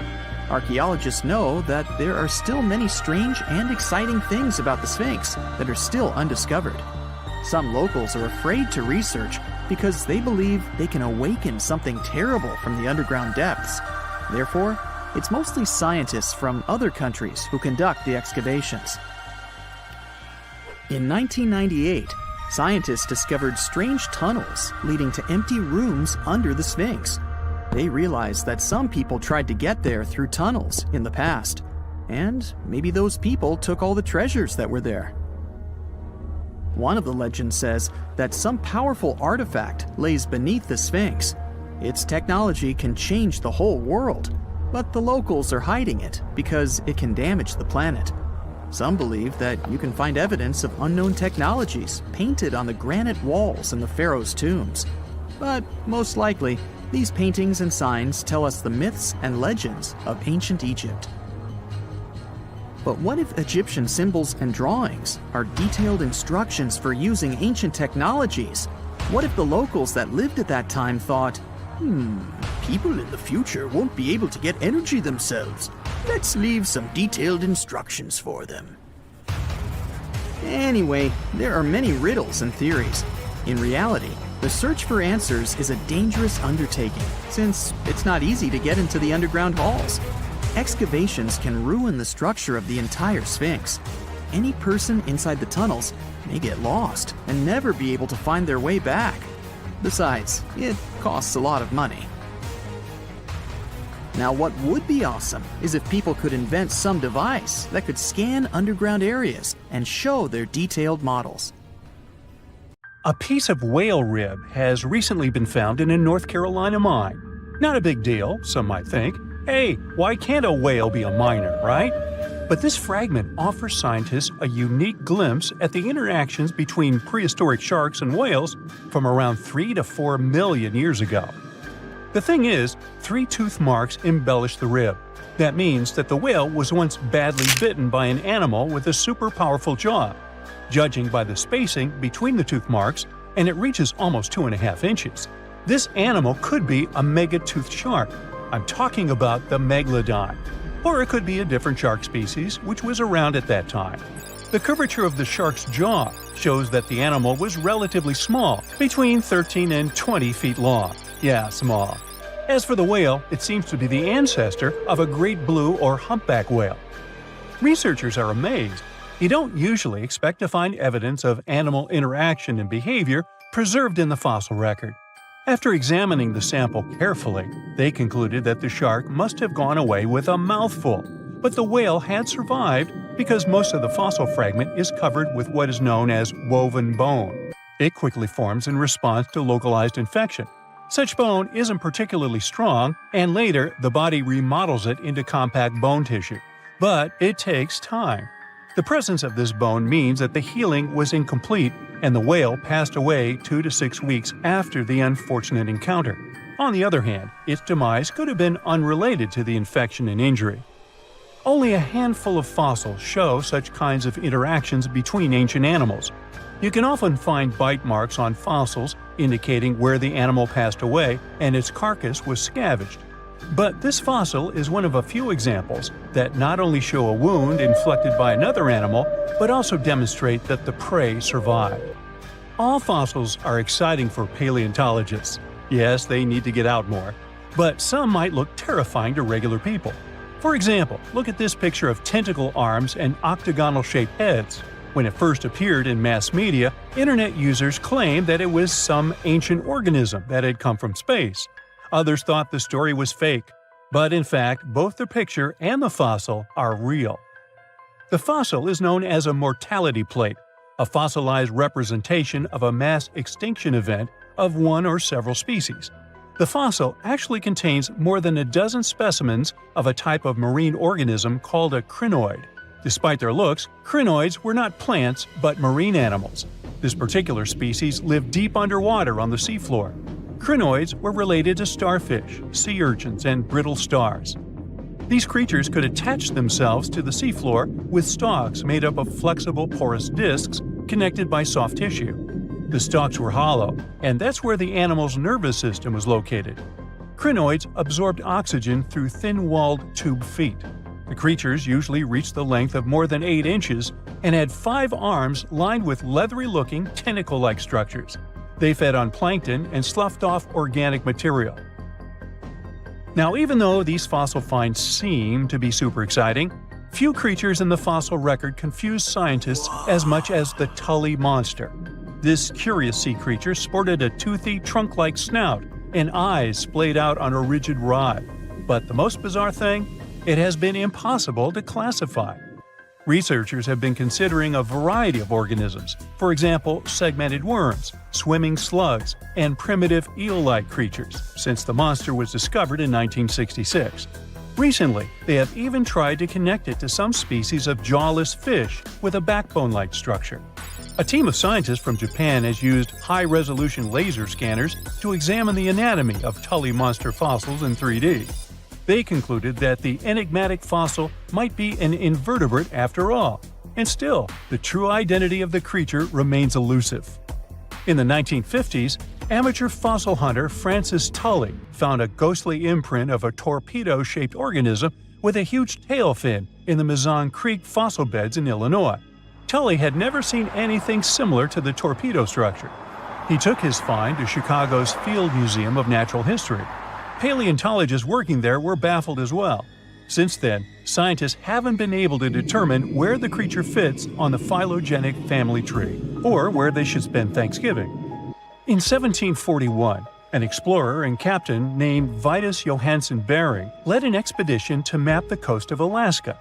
The ship he was on got shipwrecked on what later became known as Bering Island, and they got hungry.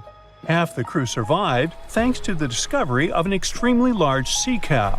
With the meat of these animals nourishing them, the sailors managed to build a small ship from the wreckage and return home. On their way back, a scientist who was among them spent his time documenting the animals and plants they had found. The sea cow was particularly interesting because without it, the crew wouldn't have survived. These animals were more than 26 feet long and weighed around 10 tons. All sea cows are member of the order Sirenia, marine mammals more closely related to elephants than cows. The scientists describe them as having black skin, a small head, and stubby forelimbs. Those sea cows floated on the water's surface, munching on kelp. After the information about these animals became widespread, sea otter fur trading expeditions made use of that convenient depot en route. Sea cows were docile and could be easily hunted. Long story short, within 27 years after the scientists mentioned those animals, they were driven to extinction.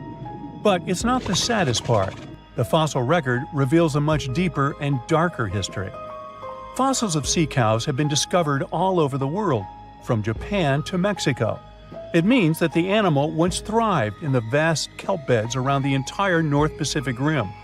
That small population discovered by the expedition was probably the last remains of a once much larger and way healthier population. More likely, Aboriginal hunting had already reduced the numbers of these animals to near extinction levels, and the final blow came from Western hunters. The living close relatives of those ancient sea cows are rarely hunted today. Still, they're under threat of extinction themselves. To some, this amazing fossil might look a bit disturbing. Slaves' lentils are fossils that belong to animals called Nummulites.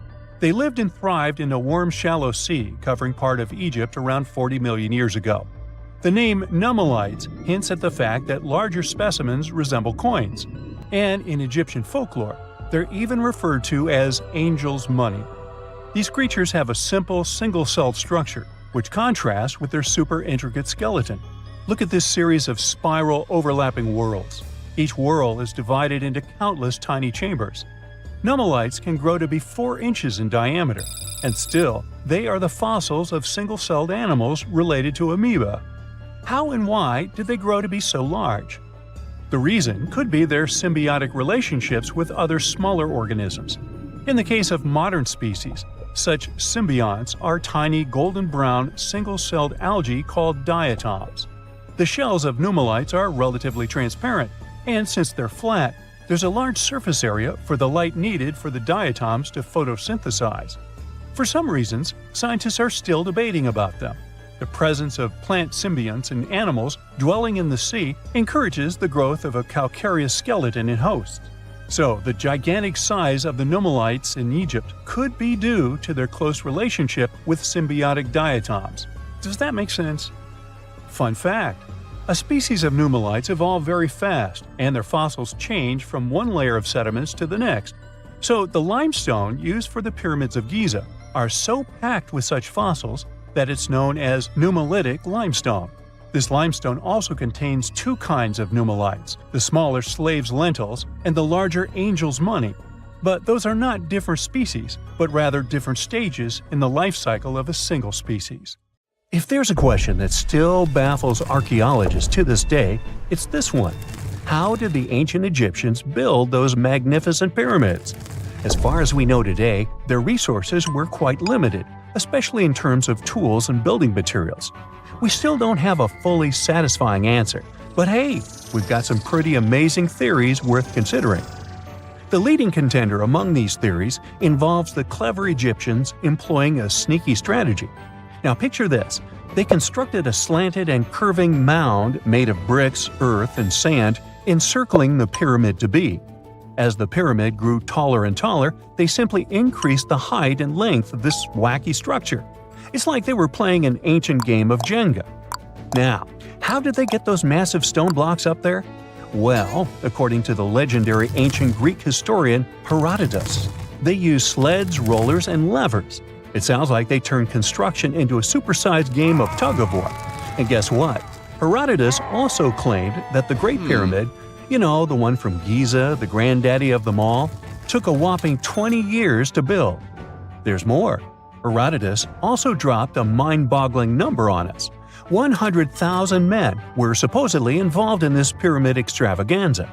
Did they hire the entire Egyptian population? Well, it might not be as far-fetched as it sounds.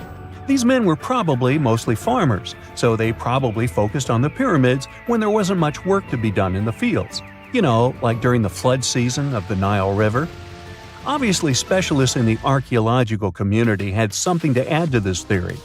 By the late 20th century, they discovered some evidence that suggests the workforce might have been smaller and more permanent than previously thought. Instead of a massive army of 100,000 pyramid builders, they proposed that a modest crew of around 20,000 workers, accompanied by support personnel like bakers, physicians, and even spiritual leaders, could have gotten the job done. There was also this theory that claimed that the pyramids were actually built from the top downward. It suggested that these colossal structures were nothing more than isolated hills used as quarries. The stones were supposedly drawn from these hills, and over time, competing engineers took charge and transformed them into the iconic pyramids we know today. Now, Before you dismiss this theory as a wild fantasy, some folks thought it wasn't completely crazy. After all, there are instances where isolated hills exist, so maybe this theory had a tiny glimmer of truth. Whether it involved ramp building or ingenious work schedules, one thing is clear: those pyramids have definitely left their mark on history and on our imaginations. Now, speaking of ancient Egyptian mysteries, there's this gigantic unfinished obelisk sitting in ancient Egypt, and scientists are trying to figure out how it was shaped. Now, some people suggest that our industrious ancestors used handheld pounders to get the job done. One expert has a different take on the matter, though. He argues that if we take a closer look at the pattern left behind by the shaping tool, we'll notice something peculiar. The walls of the trenches surrounding the obelisk display a neat and even pattern, which is pretty unlikely if they were pounded away by mere mortal hands. According to this expert, those horizontal striations are usually the result of a tool that takes breaks while removing material, leaving its mark on the surface. But wait, there's more. Imagine the tool being rocked back and forth against the trench walls, clearing away the waste to keep the trench from narrowing. Well, in that case, the tool might have left some funky horizontal striations where it was pressed against the sidewall. This sounds like some fancy technology at play, don't you think? And guess what? The dynastic Egyptians probably didn't have access to that kind of know-how. Another famous Egyptologist from way back also uncovered a bunch of core drills during his adventures. Although the actual drill bits are missing, his collection houses these particular core remnants made of limestone, alabaster, and even granite. These constructions aren't the only amazing thing the ancient Egyptians left behind, though. As it turns out, the Egyptians were the genius minds behind the creation of the handheld mirror. Yeah, that little mirror you use every day to check yourself out. But here's the twist. These mirrors are like pieces of art. They were decorated with inscriptions and figures. But that's not all. The Egyptians had a serious concern with their appearance. They knew the importance of personal hygiene and looking fabulous. So, in their quest for pearly whites, they invented toothbrushes and toothpaste. Dental problems were pretty common back then, and their smiles weren't exactly all white. Dentistry wasn't their strongest suit, you see. Maybe their minds were distracted by all that pyramid building. So that doesn't mean those ancient toothpaste recipes weren't amazing. One delightful concoction included rock salt, mint, dried iris petals, and pepper. Some brave dentists in the 21st century tried it out, and it worked pretty well. Ground-up ash was also used in another recipe to create a tooth cleansing paste. Mint was missing, so that didn't do much for their breath. That's when the genius Egyptians came up with the world's first breath mints. They made tablets from heated spices like cinnamon, and they mixed it with honey. Now, let's shift gears to home decor, Egyptian style. They surely took ornamentation to the next level. While the concept of decorating furniture started in Mesopotamia, the Egyptians cranked it up a notch. They went all out with different colors of ink and even developed various weights of paper. Oh, and let's not forget about those cute little area rugs we all have in our homes today. Guess who came up with the idea? Yep, the Egyptians. They used the versatile papyrus plant to make those cozy rugs. And speaking of trends, the Egyptians loved their knickknacks. They had an assortment of small figurines in the shapes of cats, dogs, and people. These statues were made from various materials, like simple sun-dried mud to the ultimate bling of gold. It all depended on how loaded you were. The Egyptians were also all about farming, and they knew that clean water was crucial for their crops and animals. That's why they came up with some nifty inventions and techniques to make sure their land was fertile and their plants were happy. First off, they had the genius idea of using ox-drawn plows. They had two types of plows, heavy and light. The heavy plow would strut its stuff, cutting deep furrows in the soil, while the lighter plow followed behind, fluffing up the earth. But they didn't stop there. After plowing, the Egyptians would break up clumps of soil and sow the rows with seeds. To give those seeds a good old squish into the furrows, they'd march their livestock across the field, effectively closing up the furrows. But hey, all that hard work would be pointless if their seeds were as dry as the Sahara. That's where irrigation comes into play. The Egyptians were so good at it that other cultures, like the Greeks and Romans, couldn't help but copy their techniques. Now let's switch gears and talk about the marvelous architecture of ancient Egypt. These folks weren't just skilled farmers, they were also architectural maestros. They built these fancy canals to carry water to farm